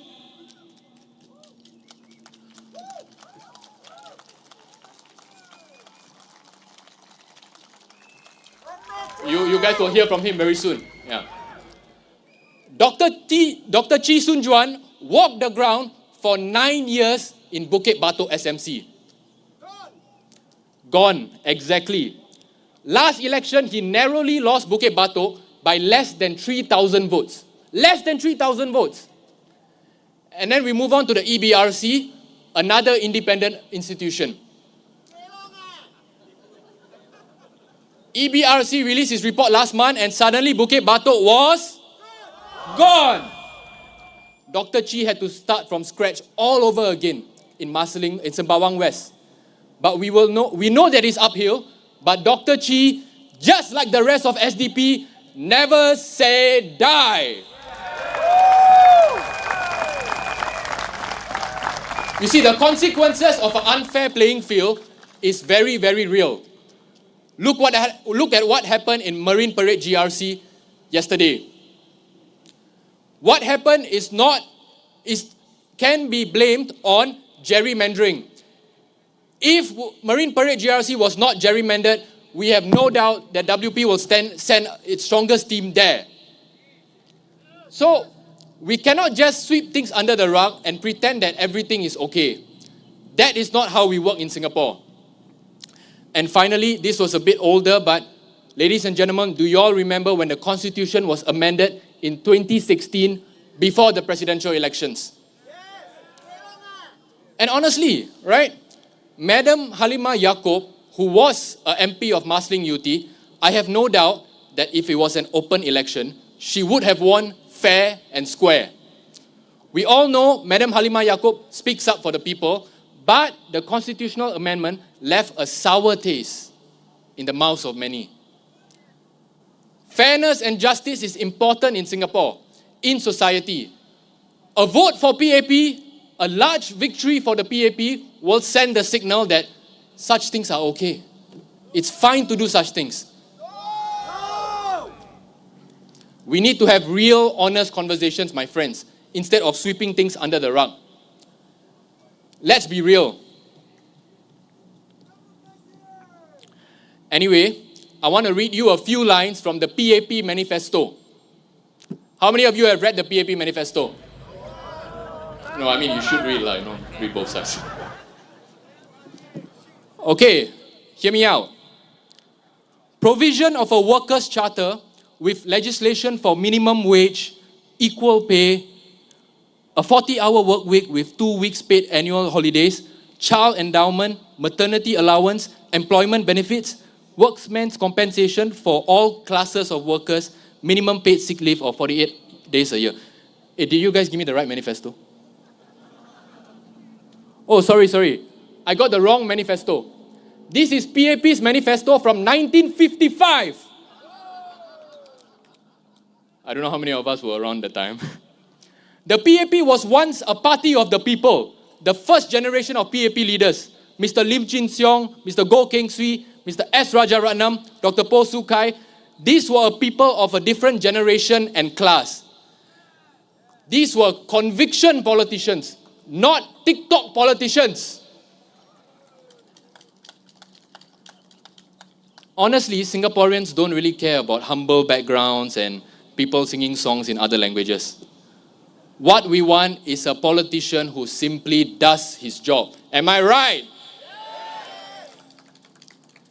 Let me ask you a question. How many of you know what an MP's salary is? 16,000?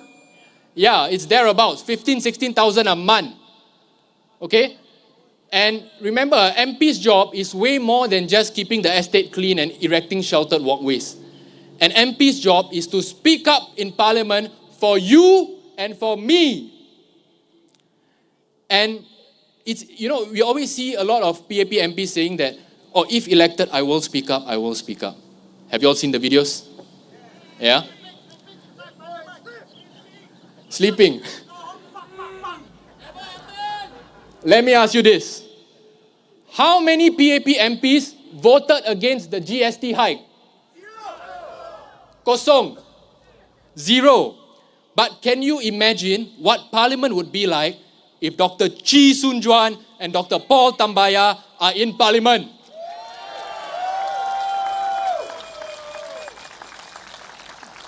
Can you imagine the level of debates? Of course, in a few moments, like I said, you'll be able to hear from them directly. But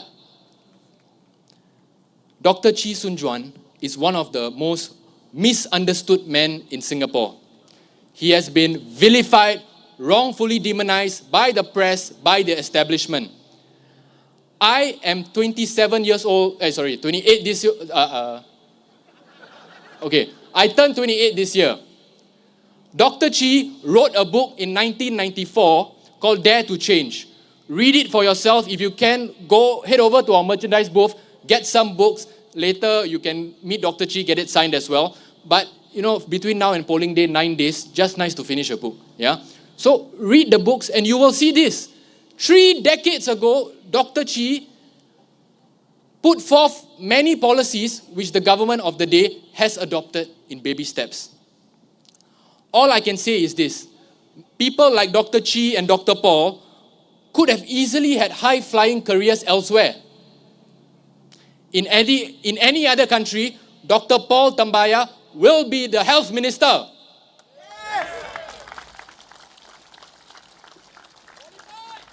My fellow Singaporeans, please give them this one chance. Come May 3rd, just give them this one chance to serve you. Just 5 years. Take the leap of faith and see how much your estate and Singapore will change. See for yourself. See for yourself what a full-time MP can do. $15,000 a month and you're still not full-time. And that is just the MP's pay. let's not even talk about the mayor's pay. How many mayors does Singapore have? Anybody knows? Singapore very big, Okay? Always remember this. When you go to the ballot box on May 3rd, take some time to make an informed decision. In 1959, Singapore, and 55 to 59, Singaporeans decided to vote for the opposition party at that time. And what's the name of the opposition party then? PAP, right? And the manifesto I read just now, It is time for us to thrive, not just survive. And my fellow Singaporeans, please, this I ask of you. If you have friends in Bukit Panjang SMC or Sembawang West SMC, please ask them, remind them of the power that they hold in their hands. Remind them that they should take this opportunity to give Dr. Paul and Dr. Chee a chance. Just give them one chance and see what they can do. My friends, May 3rd, let us make history together. For all of you watching at home and for all of us here, remember, don't just stop at this. Talk to a friend, talk to your family. This is when Dr. Chee and Dr. Paul get into Parliament, trust me on this. It will not be our victory. It will be the people's victory. Achamile, yeah. All right, and if I may finish with a few words in Tamil. நாங்கள் Singapore ஜனநாயக கட்சியிலிருந்து வந்திருக்கோம். உங்கள் வாக்கு ரகசியமானது. உங்கள் வாக்கு ரொம்ப முக்கியமானது. நம்மளுக்கு தெரியும் இது ரொம்ப கடுமையான போற்றி. ஆனால் do you guys want to learn a bit of Tamil? Do you? I can't hear you. Do you guys want to learn a bit of Tamil? Come on. Vanakkam, yes. I'm going to teach you a new word besides Vanakkam. Don't worry. Sabde also, another word besides Vanakkam, besides Sabde. Okay, it's a very simple word. Repeat after me. Achamile. One more time. Achamile. It means have no fear. And there's a very famous poem in Tamil by the poet Bharatiyar that I would like to end on. We say Achamile, Achamile, Acham Yembadile. The last part, if you cannot catch, don't worry. Enga porenga PAP? Good question. Okay, so together on the count of 3. Achamile, Achamile, Acham Yembadile. Thank you.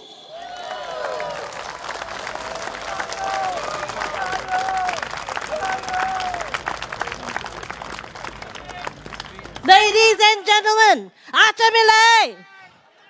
Achamile! Now, ladies and gentlemen, as Arifin has mentioned, today at the end of this evening, we are also expecting Dr. Chee as well as Dr. Paul to come in, slated for the end of today's evening speeches. So please stay till the end, because Dr. Chee himself will speak until the very last second before he gets compulsorily cut off.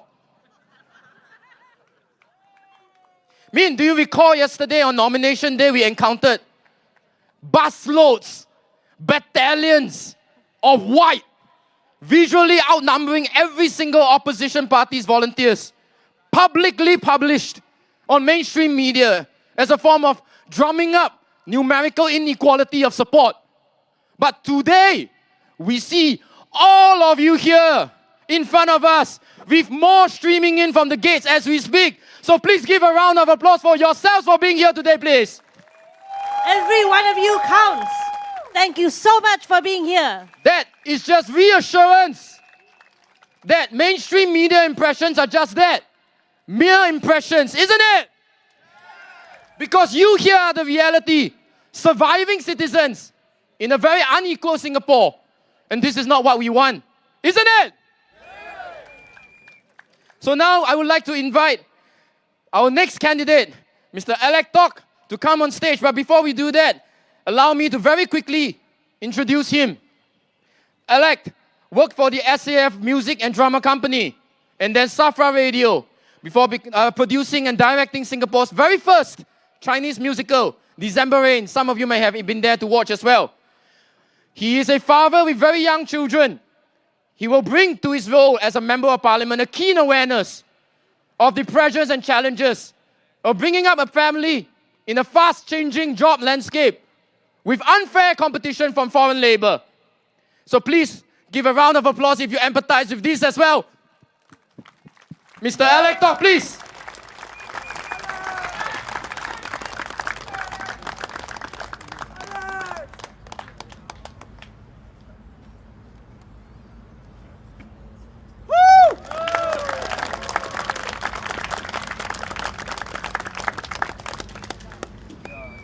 大家好，小爸贝，voucher拿了没有？啊 ？voucher拿了没有？啊？一月的那个300拿了没有？拿了啊。用完了没有？用完了啦。等咯，等5月份的咯。5月份还有多少？300啊？300还是500？500能用多久？能用多久？8月份、9月份，然后呢？没有了，9月份就没有了，那怎么办？然后怎么办？你知道我在说什么啦？哦，你知道我在说什么啦 ？voucher 这种政策是不能持续的 ，OK？ 不能持续的。现在啊，没有 East Coast Plan 了，对吗？没有了啊，退休了啊，没有 East Coast Plan 了。有 Singapore Plan 吗？有没有？我问你，有没有 Singapore Plan？ 没有，没有 Singapore Plan 呢？哦，有 Task Force 啊，Gan Kim Yong 的 Task Force， 对吗？严金勇副总理负责的 Task Force 有，可是有没有 Plan？没有 plan， 没有 plan，then 那么急要有竞选干嘛？要先有 plan 才有竞选吗？ then 我们可以通过竞选去，大家你我他们，大家可以一起 partner 吗？partner 吗？我们可以通过竞选讨论这个 plan， 辩论这个 plan， 改善这个 plan， 对吗？那为什么呢？为什么那么急？为什么那么急？要硬的举办这一次的选举那么快哦？要换新人呐，要换新人呐！我们的老部长等不及享受他们的荣华富贵了啊！啊，不要大汉，不要卖走了啊！不要做了啊！要回去享受他们赚到的钱了啊！所以现在黄循财总理头疼啊！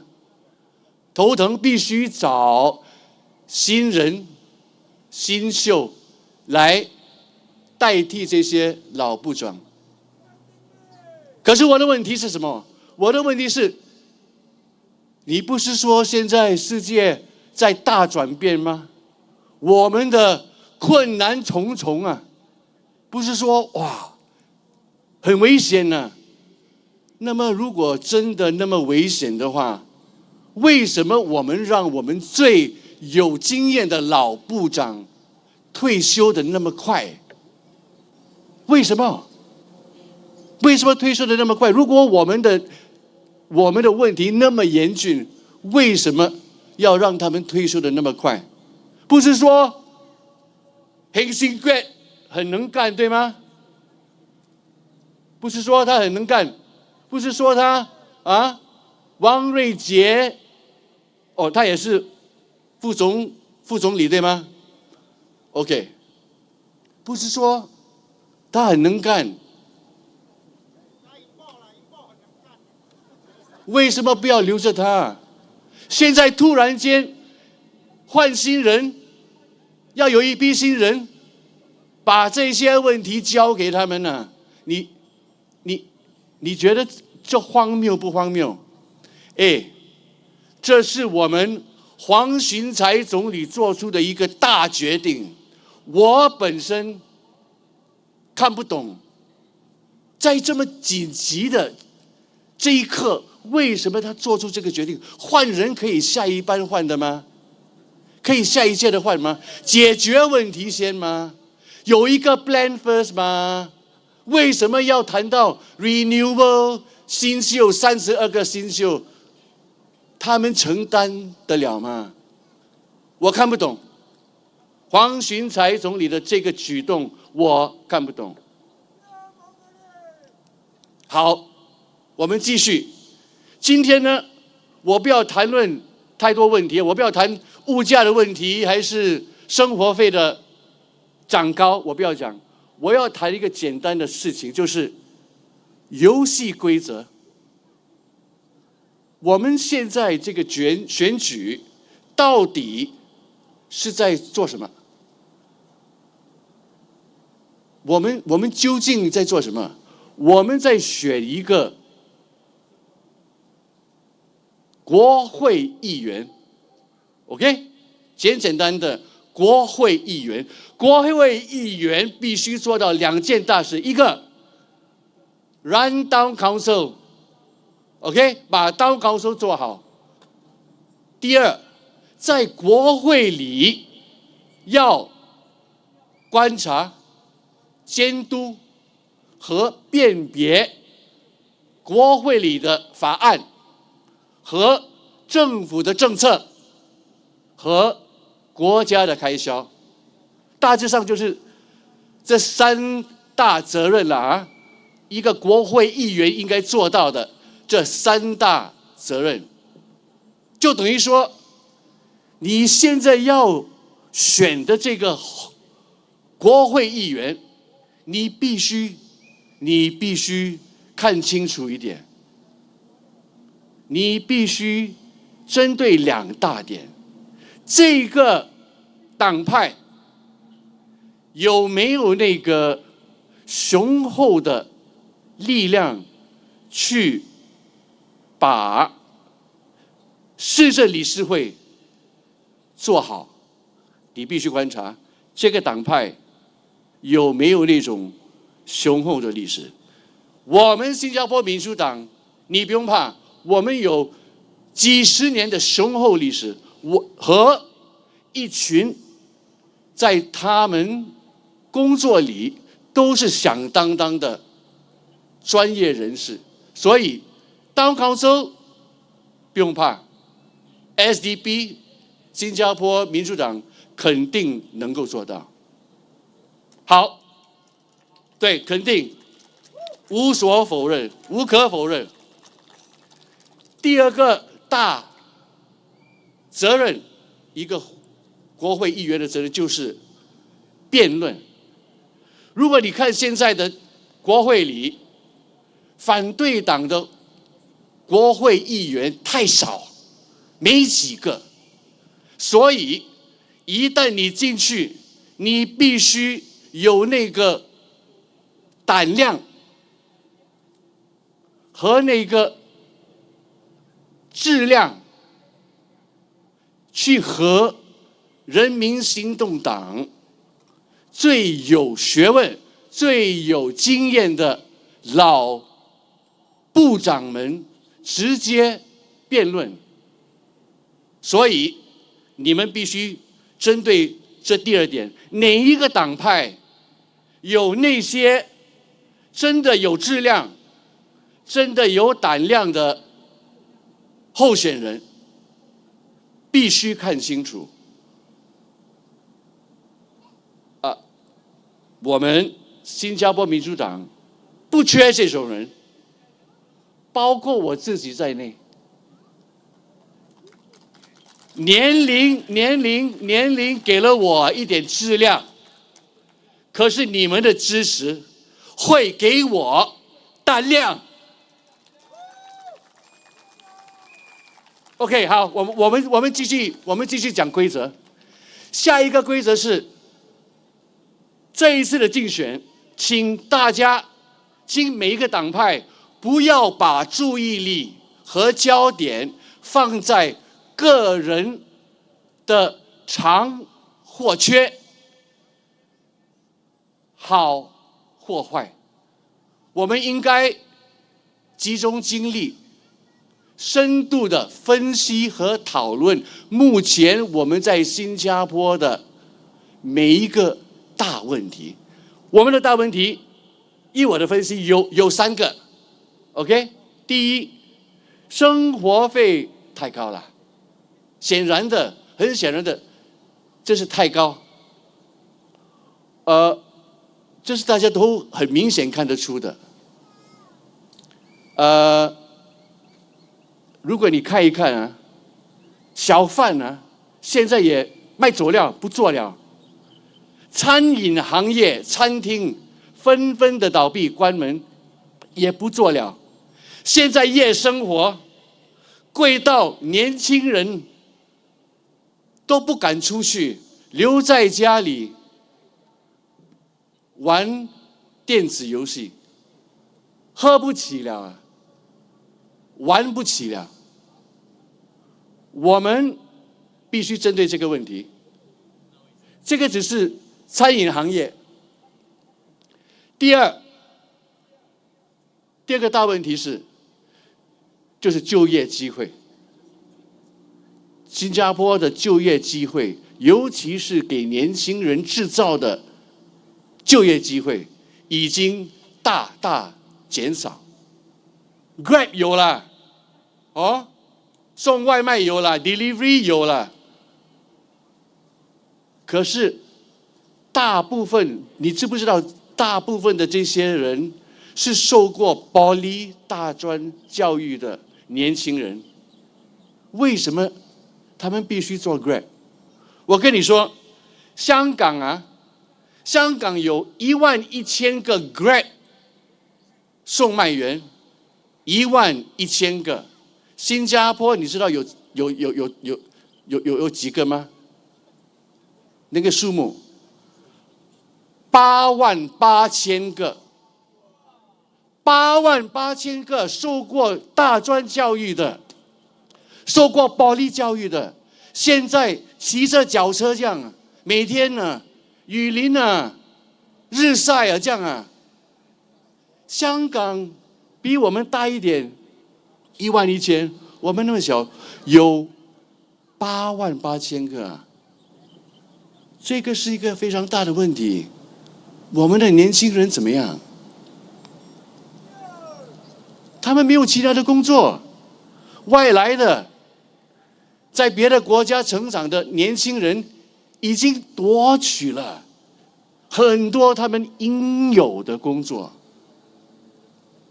他们已经侵入了我们新加坡的市场。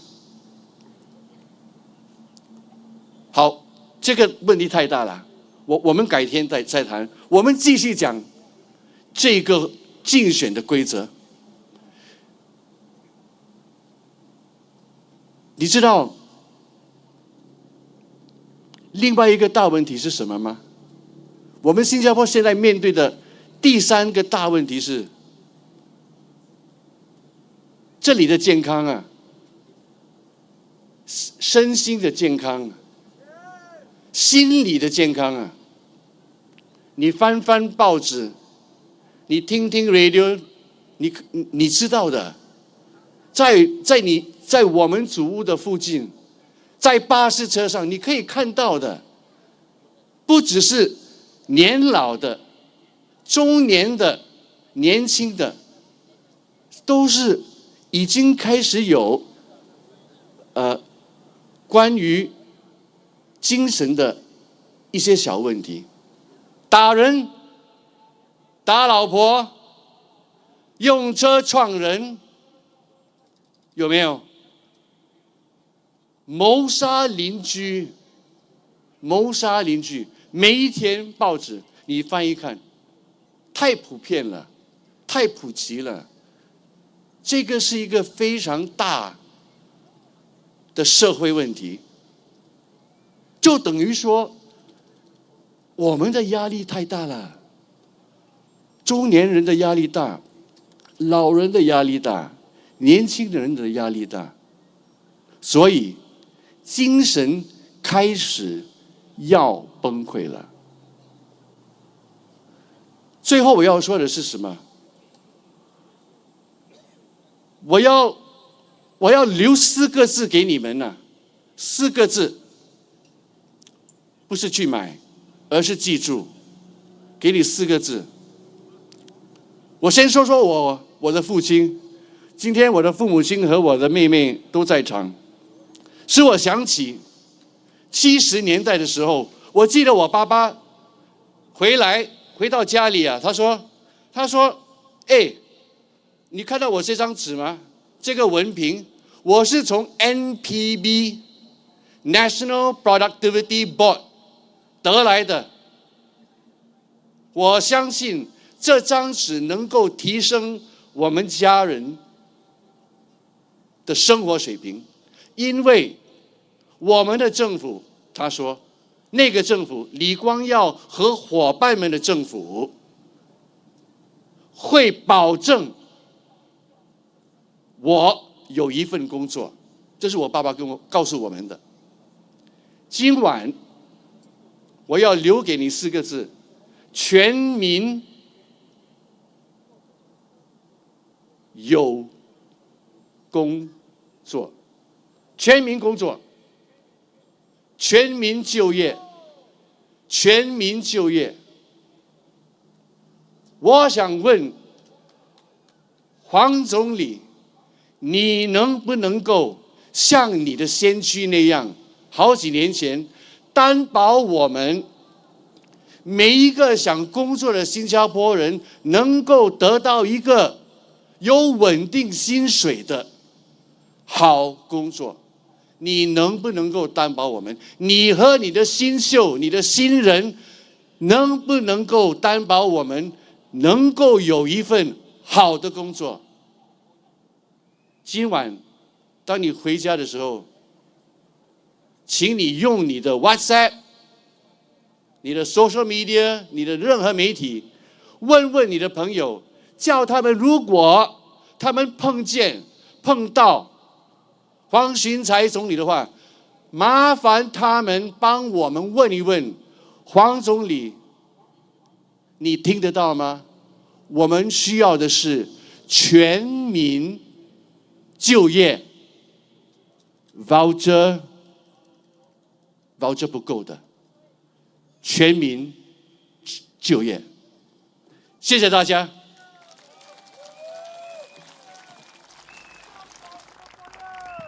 Thank you, Mr. Alexto. And now, in the interest of time, because we don't want Mr. Chee to have his speech unnecessarily cut short, so we're not going to go on stage. We'll give a round of applause for our next speaker, Mr. Brian Lim.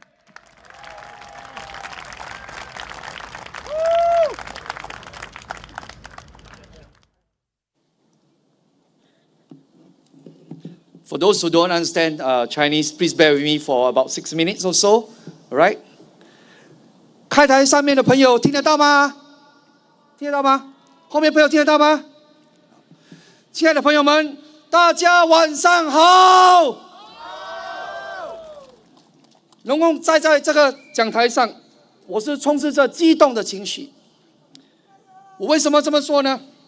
因为我和民主党的同仁都知道，新加坡人民的面前有一个机会，一个能改变未来、塑造希望的机会，对不对？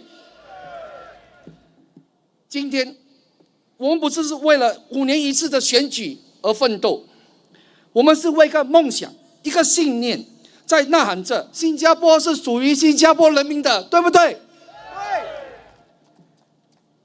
可是朋友们，在这个充满希望的社区里，我们依然看见太多人在生活里的夹缝中求生存。在我们走访基层时，我们听见太多家庭为一笔医疗费用而彻夜难眠，为孩子的教育机会而焦虑难安。我们看见太多长者在黄昏岁月时孤独无援。请问大家，这是我们所要看到的新加坡吗？是不是？一个强大的国家，不仅仅是靠全球第一机场或第一港口的名称糊弄过去的。一个强大的国家，不是靠执政党垄断国会所塑造而成的。一个强大的国家，也不是靠先施舍人民后再捅一刀的伎俩所能支撑的。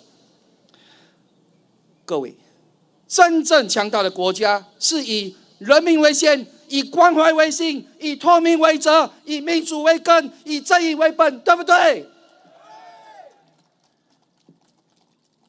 所以民主党的候选人不是为了权力，不是为了头衔，而是为了每一位在这里辛勤耕耘努力生活的人民，勇敢站出来，为的是打造一个更富有同情心的新加坡。大家说好不好？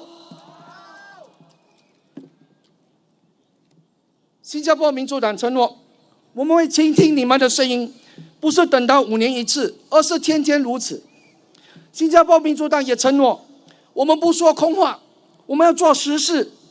在国会里，我们将推动减轻生活成本的压力，我们要确保长者老有所养，年轻人有希望，工友有保障，家庭有尊严，好不好？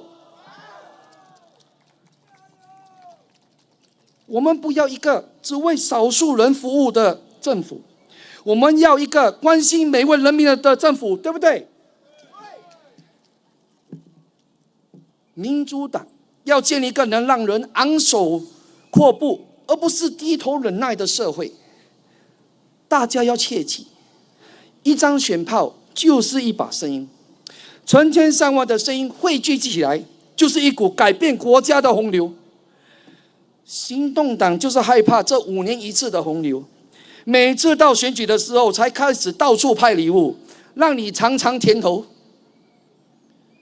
可是大家要注意哦，大选之前他先让你尝甜头，大选过后你就只剩骨头了。各位你要记得，您的一票能唤醒沉睡的政策，您的一票能点燃沉默的希望，您的一票不是对我们团队的信任，而是对你为自己、为家人、为孩子、为未来做出的尊严承诺，对不对？那5月3号，请把票投给新加坡民主党，好不好？让我们大家一起携手并肩，建立一个充满公平、机会、尊严与温情的家园。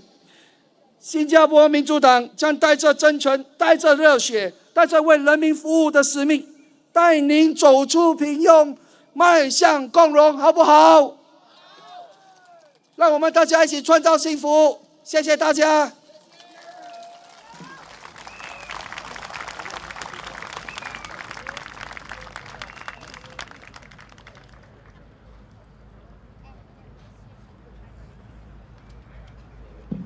Thank you, Brian. And once again, in the interest of time, we would like to invite the next speaker on stage. Can we give a round of applause for Jufri from Sembawang GRC, please?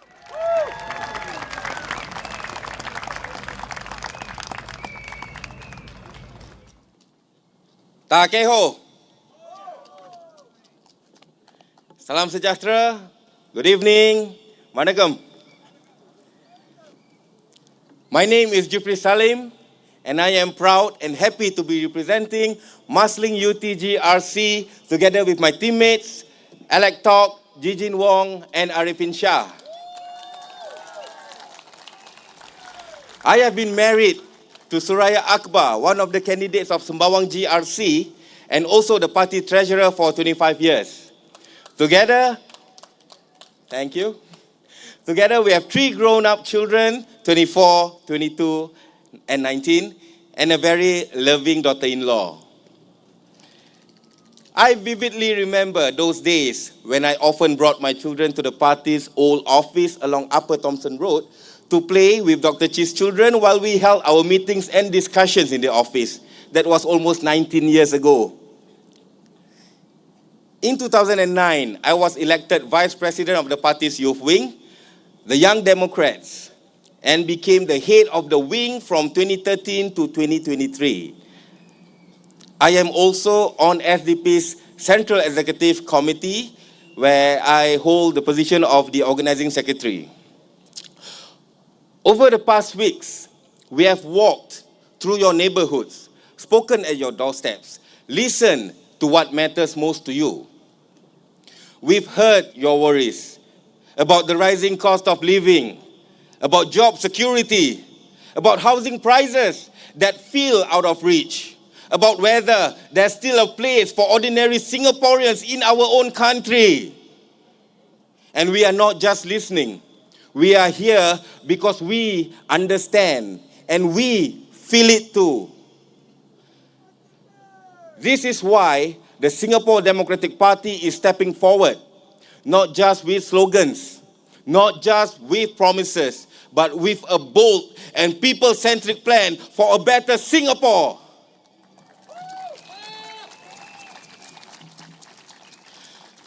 Let's talk about GST. It is now 9%. It affects everyone, young families, the elderly, the low income, the unemployed. It's a burden that keeps growing. SDP will push to reduce GST from 9% to 7%, or even better, 5%. And even more importantly, we want to abolish GST on essential items such as your food, medicine, baby products, because basic needs should not be taxed.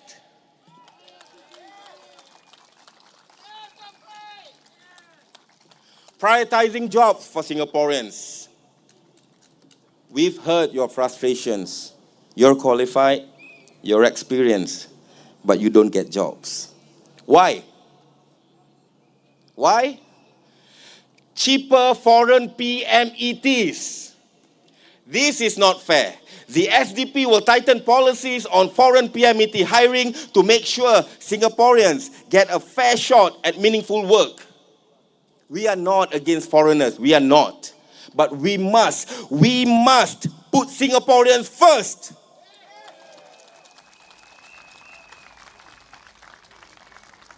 Supporting families to grow, population management is one of the most important parts of national policy. And yet, despite baby bonuses, grants, and schemes, our total fertility rate remains one of the lowest in the world. Why? Because people aren't just looking for cash handouts. They are looking for security, for affordability, and a work-life balance. Truly affordable housing with shorter waiting times for younger couples. Accessible high-quality healthcare that doesn't drain your wallet. A fairer education system that helps every child succeed, not just those who can afford tuition. We want to make it possible and meaningful to start a family here in Singapore.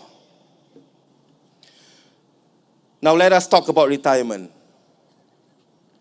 Too many of our senior citizens are still working because they have no choice. They have no choice. Too many depend entirely on their CPF savings, which often fall short of the minimum sum, now rebranded as the retirement scheme. But please remember, changing the name doesn't change the pain. The system is still broken.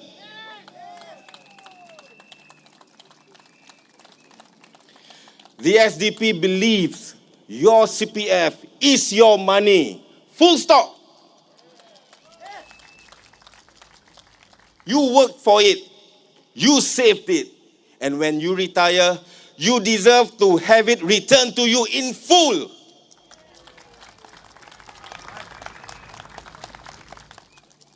This is why we will fight to abolish the retirement scheme and to return CPF savings to our retirees. Because dignity in retirement should not be a privilege. It should be a right. What we are offering is not just a political campaign. It is a movement. A movement for fairness, a movement for compassion, a movement for a government that serves the people, not controls them. We are not here to divide. We are here to unite.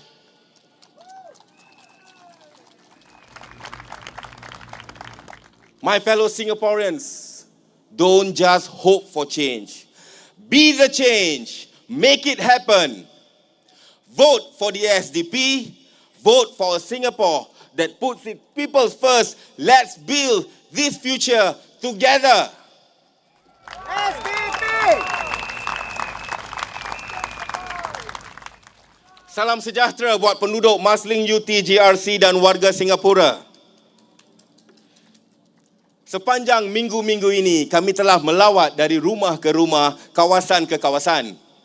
Kami mendengar suara anda, mendengar cerita anda dan merasai keperihan kehidupan anda. Kami tahu, kehidupan semakin mencabar. Kos sara hidup naik, harga rumah makin tinggi, pekerjaan makin sukar didapati dan banyak yang rasa tertinggal di belakang. Kami faham. Kerana kami juga rakyat biasa yang hidup dalam realiti yang sama. Kami di SDP tidak datang dengan janji kosong. Kami datang dengan idea. Kami datang dengan harapan. Yang paling penting sekali, kami datang dengan hati. Apa yang kami mahu bukan sekadar perubahan untuk hari ini. Kami mahukan masa depan yang lebih adil. Kami mengutamakan rakyat Singapura. Inilah komitmen kami kepada anda. Pertama, SDP akan mendesak pengurangan GST daripada 9% kepada 7 atau 5% kerana cukai ini membebankan rakyat biasa.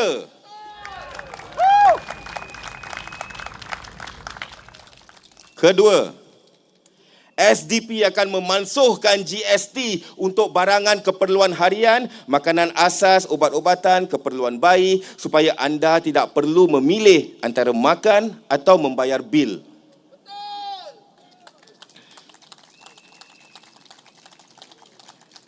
Ketiga, SDP akan hadkan kemasukan pekerja asing dalam sektor PMET agar rakyat Singapura mempunyai peluang pekerjaan yang adil dan saksama. Apa gunanya kemajuan ekonomi jika rakyat sendiri tidak dapat merasakannya? Apa guna bangunan tinggi dan pencapaian global kalau rakyat masih terus bergelutan dalam keperihan? SDP percaya kepada Singapura yang lebih mengambil peduli. Singapura yang lebih adil. Singapura yang mengutamakan rakyatnya kerana kita jaga kita.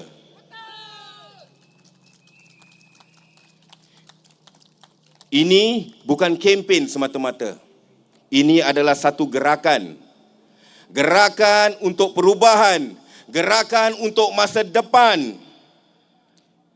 Kita jangan hanya berharap untuk perubahan. Mari kita buat perubahan itu.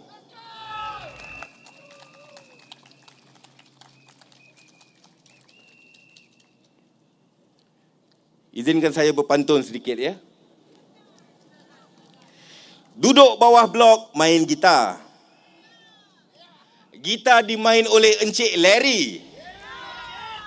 Kita tak takut, kita tak gentar. Kalau dah standby, kita dah ready.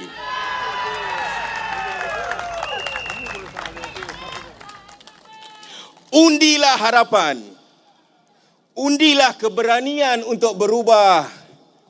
Terutama sekali, undilah SDP! Terima kasih. Thank you everyone and good night.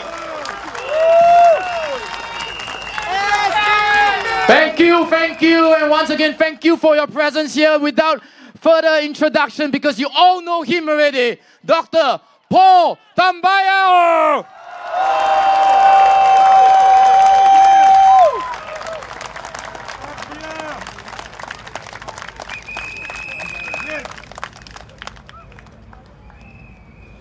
Dear residents of Marsiling-Yew and fellow Singaporeans, I am deeply honored to be back on stage again, speaking to a crowd of so many of you who have come out on a weekday evening to hear what we can say and to show your resolve for a better Singapore. I'm very proud to be speaking in support of the SDP's Marsiling-Yew team, led by our organizing secretary, Jufri Salim. And wasn't he great? Gigene Wong, Alec, and Arifin Shah, our Tamil poet.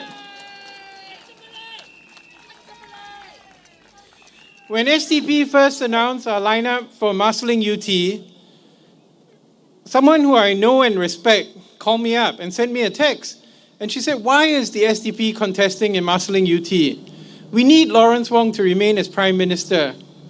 And I replied, you know, we don't know whether he's going to move to East Coast or West Coast. It turned out I was wrong. It was actually my classmate, Dr. Tan who was moved from Marine Parade to Choa Chu Kang. And this is what Mr. Ong Ye Kung would call for PAP's political agenda, but not necessarily for the residents of Choa Chu Kang. My friend replied, he is a good man, one of the clearest thinking economists of the senior levels of government. I have no doubt that Mr. Lawrence Wong is an excellent economist, and it's good that he's able to communicate with senior leaders. I met Mr. Lawrence Wong a few years ago when he was guest of honor at a scientific congress that I was organizing, and I discovered we both shared an alma mater at the University of Wisconsin, where he did his undergraduate degree, and I did my fellowship training. We both enjoyed the ice cream near the dairy school, and also the sitting on the terrace during the summertime. In fact, most people who've interacted with Mr. Lawrence Wong find him pleasant and charming. Just now, you saw, those of you who are watching the live stream while we are going on, that he can be quite emotional as well. But I'm not quite sure that that's what we're looking for right now. What we are looking for is someone who is prepared to make the bold changes to turn Singapore around, to reverse the self-inflicted wounds, in particular the raised GST. The rise from 7% to 9%, together with all the other charges which have severely affected the quality of life of Singaporeans, which my colleagues have talked about just now. I'm not so sure that Mr. Wong is prepared to do that unless, now unless what, you might ask? Unless you send him a message. You, in particular, the voters of Marsiling-Yew. Let me take you back 15 years. In 2010, all the headline economic figures were good. Economic growth was a stunning 14.8% as Singapore achieved a rapid recovery from the great financial crisis of 2008-2009. Unemployment was low, HDB resale price increases were moderate. Yet despite all of these rosy numbers, the reality is that people were experiencing that life was not getting better. This is 2010, okay? People my generation and people a little bit younger can remember. The MRT was breaking down as it was strained by the population increase. Healthcare costs were spiraling out of control, and there was a long queue for HDB flats. Now, voters in the watershed general election of May 2011 sent a powerful message to the PAP. The PAP lost a GRC for the very first time in Aljunied, and Dr. Chee was barred from standing for election or campaigning, but the SDP sent a brand new team to Holland Bukit Timah, and they won 39% of the vote against an experienced PAP team led by Minister Vivian Balakrishnan, one of the Rajas of Rideout. Some of you may remember he ran a smear campaign against the SDP's Winston Wijayasinghe. That did not work. The people of Singapore spoke up. And to their credit, the PAP then responded. They had major changes in housing, transportation. 2 former prime ministers left the cabinet. Other ministers were kind of sacked. to take responsibility for the fiascos in transportation, internal security. Remember the Mas Salamat episode where we had a limping man who climbed on a roll of toilet paper and managed to swim across the Straits of Johor with a flotation device? That showed that even in Singapore, your vote counts. A lot of people in Singapore say there's no point in voting. 2011 proves that wrong. Okay, because the PAP got the message and they made some changes. Unfortunately, after 2011, we had two freak elections. We had the 2015 election, which was the post called very soon after the death of Minister Lee Kuan Yew. And then we had the COVID election of 2020 when we couldn't hold rallies like this. We have an opportunity now to allow Singapore to go back on the road to democracy that we started in 2011. It's time to go back with the 2011 general elections, presidential elections, and move Singapore to a place where we can all thrive. That's what we wanted in 2011. And we took a step back 2015 and maybe a little bit forward in 2020. Now, Mr. Wong was quoted in today's Straits Times front page, where he apparently has a regular column, as saying that this GE was about Singaporeans equipping themselves with the best team to take the nation forward. I have to say I agree with him in principle. I do, however, completely disagree with him with the methods. Now, some of you know I'm a great football fan. I grew up watching the Singapore football team play in the Malaysia Cup, the Siap Games in the National Stadium with Kwak Kim Song, who is now married to Sylvia Lim, Dola Kasim, Muhammad Noor, Raja Gopal. As any football fan will tell you, the way to get your football team better is to play against the best. If you try to shift the goalposts, cripple your opponents with professional fouls, change the rules of the game halfway, or cut short your opponent's training time to 28 days after the announcement of fixtures, it's just no good. It's not just no good for the opponents, it's also no good for you. You may win in an level playing field, but once you get into a real game with good opponents, with stronger opponent, you have to play an away game in new and unfamiliar territory, you fall apart. And we don't want that for Singapore. What we want is for a number of strong opposition candidates, like the SDP candidates, to get elected into parliament, to help ensure that Singapore does indeed have the best team. In fact, we hope that perhaps 2 or 3 years from now, the team running Singapore will not be wearing white, but will be wearing red. Now here's where I was going to get you in trouble by telling you my analogy about Sir Alex Ferguson and all the managers who followed him. Then I realized that, I would alienate half the crowd, those people who never walk alone. Okay, so I'm going to go back to the main point of this story, and which is the key points of the SDP's manifesto. And the first T in the manifesto, Thrive, is about taxes. Now, the GST is a really regressive tax. So the median income in Singapore is about $11,000, and average household in Singapore spends about $6,000 for routine expenses. So $6,000, you pay 9% GST, it ends up about $530. And that is actually 4.7% of your income. In contrast, you take the average minister, I think somebody asked that question just now, earns $128,000. Even assuming he lives a luxurious lifestyle, say spending 5 times as much as the average Singaporean, $30,000 a month, they still pay only $2,600 in GST. And this represents only 2% of our income. So basically what I'm trying to say with all that math is that the average person pays a far higher proportion of their income in GST than a high-income person like a minister. And this is clearly unjust. And this is what we're trying to do, which is to get rid of GST for essential items and to bring the GST down to at least 7%, maybe 5%. And what we have shown is that this can be done. We've done our sums, and we've shown that the actual savings or the reduction in the income is actually even less than the budget surplus that has been projected. Now, if you think that we can't do that, people always say, hey, you're not the government, how are you going to bring down the GST? Now, do you know when the vote was taken on the raise in GST, every single opposition MP in Parliament voted against the rise in GST. But there were too few of them. Now, you know what happens, right? You watch today in Parliament, you see half the house is empty. the PAP MPs are either at the toilet or they're running their own business or they're traveling. So there is a possibility that if you get enough opposition MPs in Parliament, that either the PAP MPs will work harder and show up in Parliament, or will be able to block such harmful legislation. So we are not going to be the government now, we're not going to be government in the next election, but maybe 2 elections from now, we will really get a chance to bring you to a Singapore where everybody can thrive.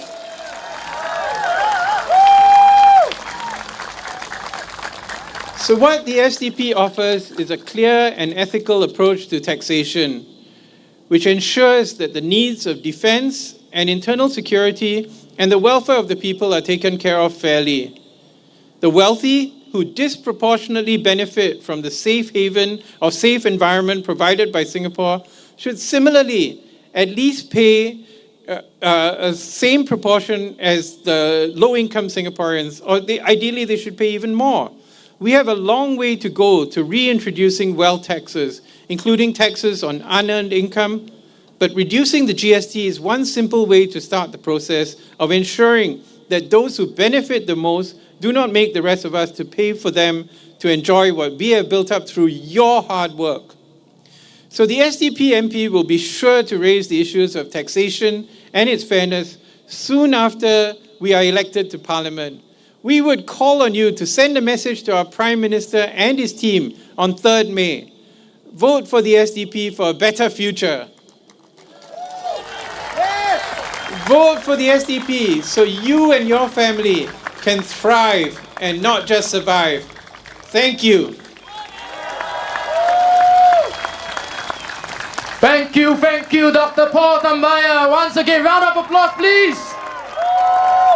Ladies and gentlemen, the final highlight of tonight, the people's champion, your champion, Dr. Chee Soon Juan. Dr. Chee! Dr. Chee! Dr. Chee! Dr. Chee!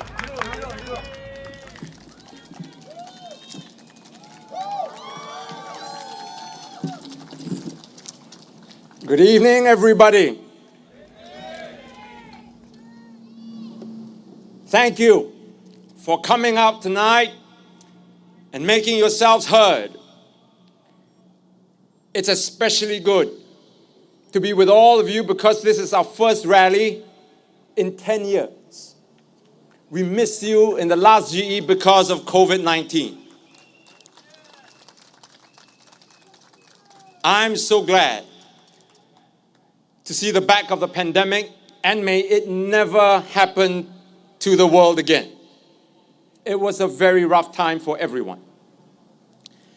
But unfortunately, for many of us, things have remained tough because of some very ill-advised policies that the PAP took in the years following the pandemic. In this election, we have the chance to correct them. My fellow candidates and I will take you through some very important issues, and in the course of the next 7 days, we will lay out clearly where and how the PAP has gone wrong, and more importantly, how we can take our nation back on the winning path again.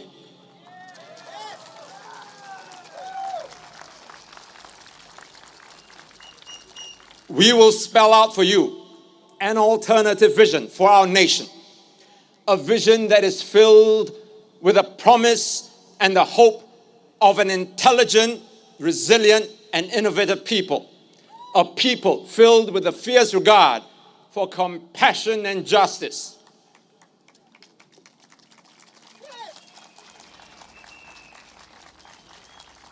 We will lay out our case, not with fiery rhetoric, but with facts, with reason, with logic, to persuade you to see the importance of electing SDP MPs. When the dark clouds cleared in 2021 and 2022, instead of ensuring that Singaporeans emerge stronger and healthier, the government piled on new pressures for the people. For one thing, the PAP insisted on increasing the GST despite the financial hardship that Singaporeans had to endure during the COVID period. In the last GE, the SDP specifically warned the people that we would be facing hardships, significant hardships. And we urged the government to suspend the GST altogether for 1 year and delay the implementation of the GST increase. What we said is all on record. Just Google it. I'm not making it up. But no, Mr. Lawrence Wong insisted on raising the GST to 9%. And when the financial pain started to kick in, he told us that the inflation is due to global trends. And then added that the government is, quote, doing its best to shield you from the worst effects of inflation. Really? The government has been raising prices for almost everything that you use. Let's start with water. The PAP raised water rates twice.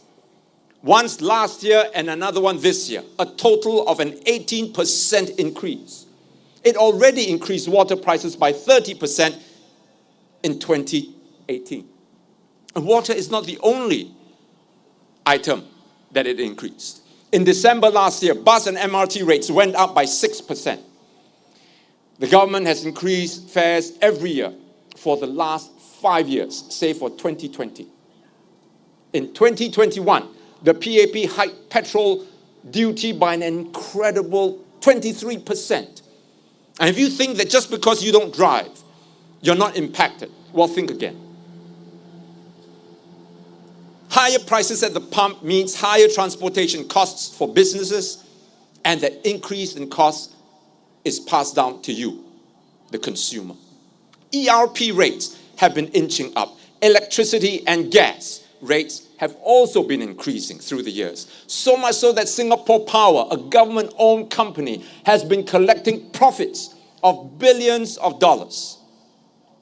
Healthcare have escalated in recent years. Between now and 2028, your MediShield life premiums will increase by as much as 35%.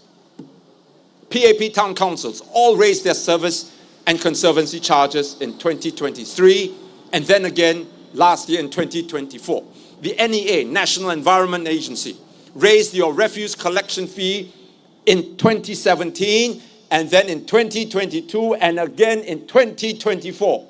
Last year, all three universities, NUS, NTU, SMU, all raised their dormitory fees between 7 to 12%.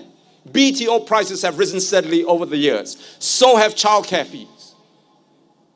And here's the kicker. On top of all these price increases, the government hiked GST to 9%. Does this look like the PAP is trying to shield us from inflation?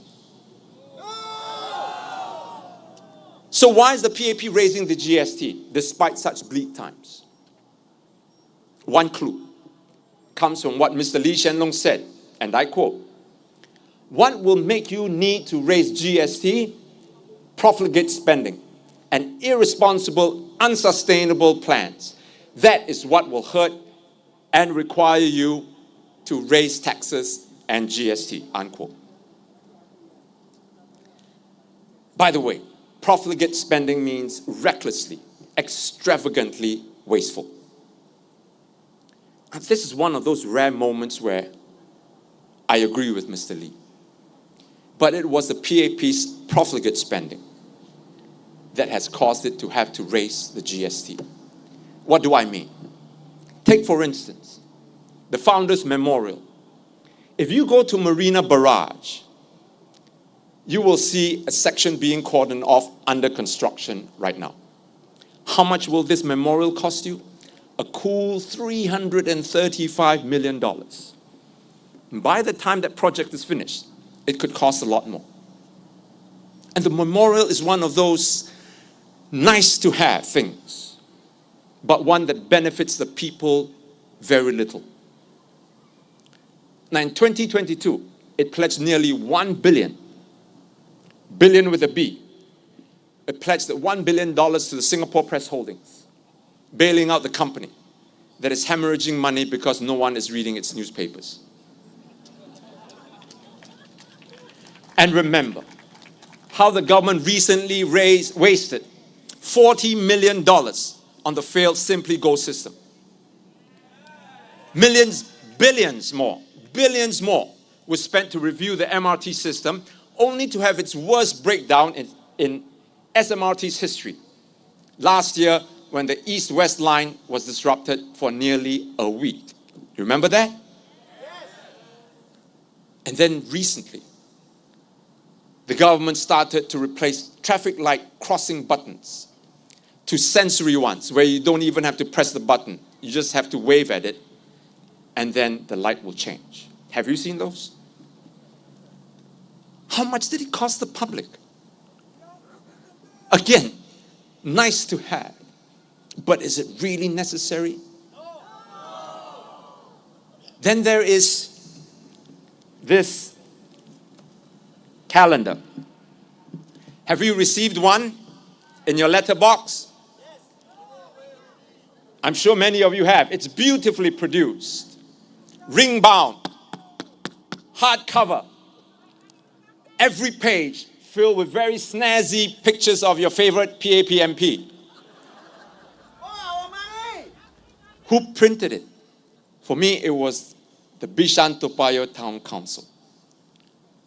Is this the reason why the PAP Town Councils raised the service and conservancy charges for you?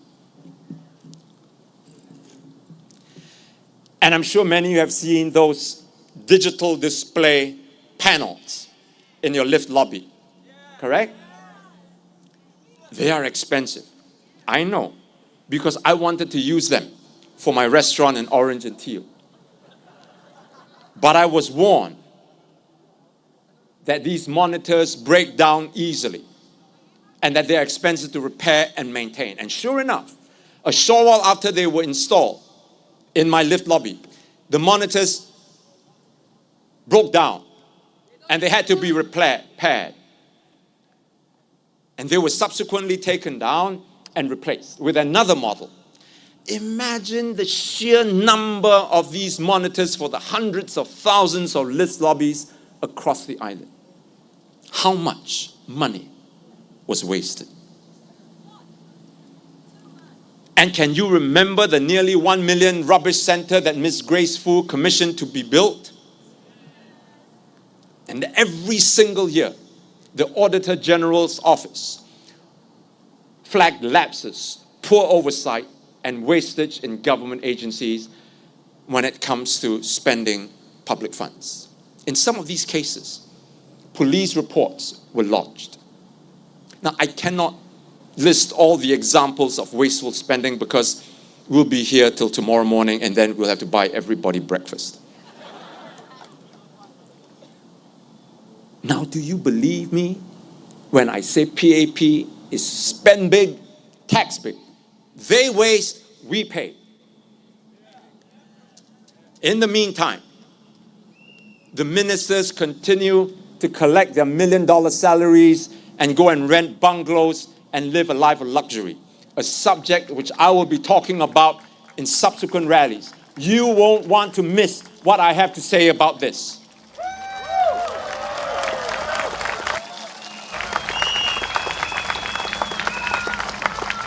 But the PAP says that it is giving out rebates and vouchers to help people cope with the cost of living. Wait, just wait for a moment. The PAP raises the GST and then tells you that it is giving you vouchers to help you cope with the increased GST? Am I missing something here? Or does this sound like the arsonist that sets your house on fire and then comes and gives you a cup of water to help you put it out?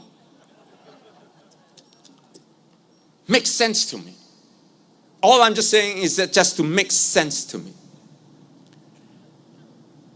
The truth, my friends, is that the PAP is not the prudent, frugal government that it once was.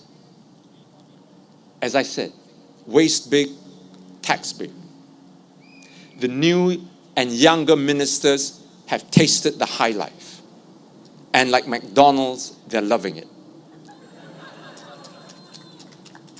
I repeat, the high cost of living that you are struggling with is not due to some global trends as Mr. Lawrence Wong would have us believe, but in fact, the PAP's very own making. But more importantly, what I want to tell you is that these increases can be reversed. To do this, the SDP proposes that we reduce the GST back to 7% and bring prices back to pre-COVID levels.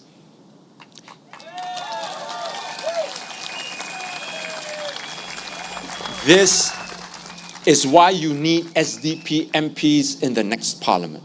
We will not be fearful when it comes to engaging the PAP on the cost of living. And we will push the government to lower expenses.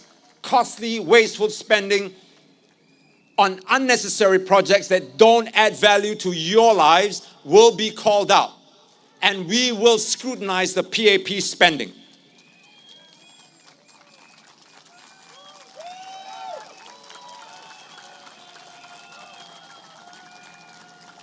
The SDP's message cannot be clearer.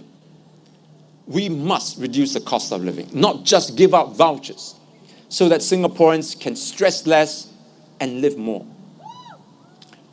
We also advocate a minimum wage act, which will help workers earn wages to help them live meaningful lives. My colleagues and I will spell out the details of these proposals in the coming days. And now housing has also become so expensive that even young couples find it difficult to afford BTOs. And when you finish off repaying your loan, by the time you retire, you don't have enough CPF to allow you to live in security. So many of you who have retired have come up to me and told me that you've paid off your HDB loan and now you find that you don't have enough in your CPF to retire on. How can a few $100s from your CPF or from the Silver Support Scheme be enough? Things have become so expensive that we now have to rely on vouchers. The PAP is even selling a carton of eggs for $1. After 60 years of one-party rule, families have to depend on such handouts. How did we come to this? And of course, handing out vouchers and selling $1 eggs is good for the PAP, especially during elections. But do I need to remind you, ladies and gentlemen, that special offers are temporary while cost increases are permanent? After it coaxes you to swallow the pill, meaning that it gets your vote, you're the one that has to deal with the poison in your body. No, my fellow Singaporeans, don't yield to temptation. The SDP will show you the way to a better future. I repeat, we must substantially and meaningfully lower the cost of living so that Singaporeans can live secure and fulfilled lives. You shouldn't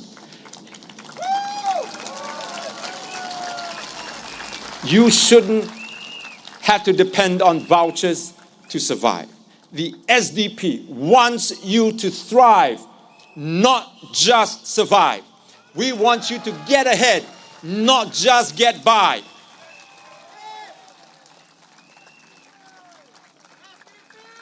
Now I've shown you facts, my friends.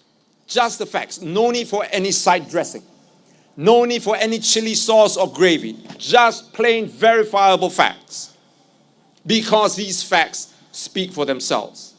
To me, the most important thing is that when you walk into the voting booth next Saturday, you walk in with the necessary information to cast an intelligent vote. As I said, the SDP wants Singapore to thrive. In the coming days, we will spell out exactly how we are going to go about this.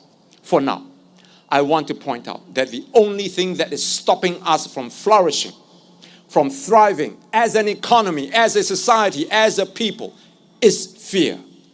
Unfounded fear. The fear that somehow without the PAP having 90% of the seats in the House, Singapore will crumble. Or that without the PAP in charge of the town council, your estate will be in shambles. No. Don't live in fear. No society living in fear has ever thrived. In fact, it was your fear that put you in the difficult position in the first place.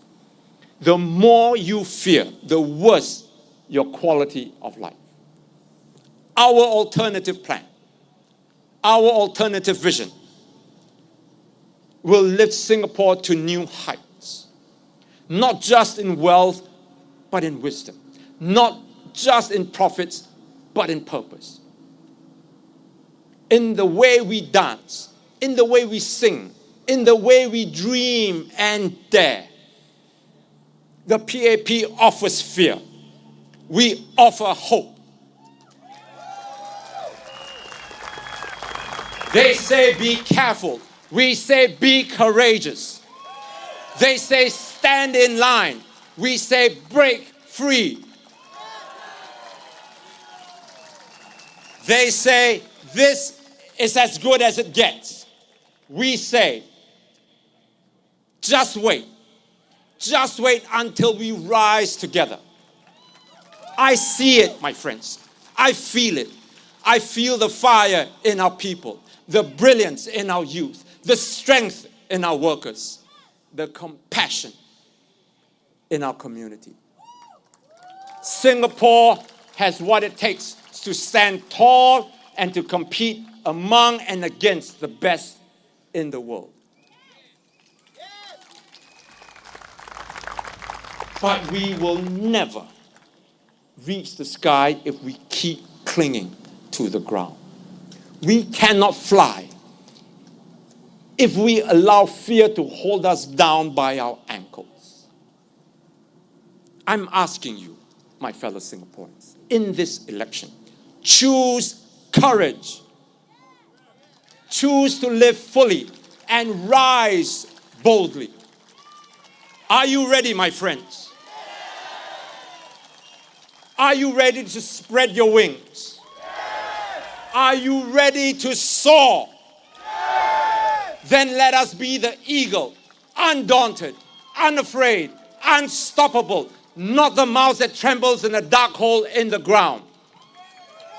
Come with SDP. Walk with us. Dream with us. Fight with us.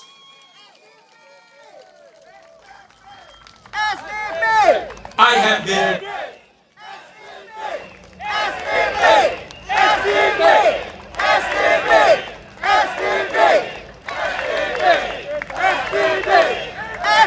Thank you. I have been dreaming for a better Singapore. And I have been fighting for this country all my life.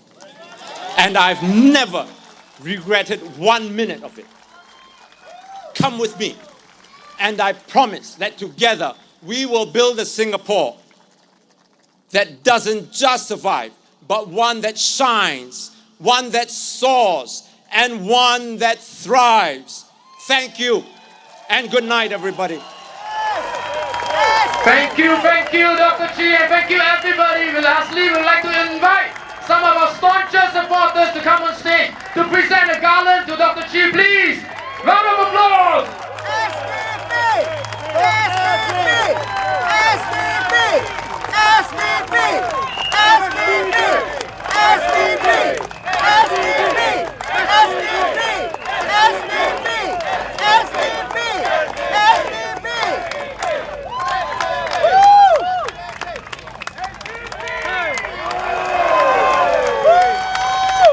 Thank you everyone, and before the mic is cut off, I would like to once again implore you to help the team by purchasing merchandise from the centages over there. And if you are participating in our next rallies, please helped by also wearing red color. Tomorrow the rally will be at Bukit Panjang, Beacon Primary School. See you all tomorrow evening and thank you for your presence here tonight. Thank you and good evening, ladies and gentlemen.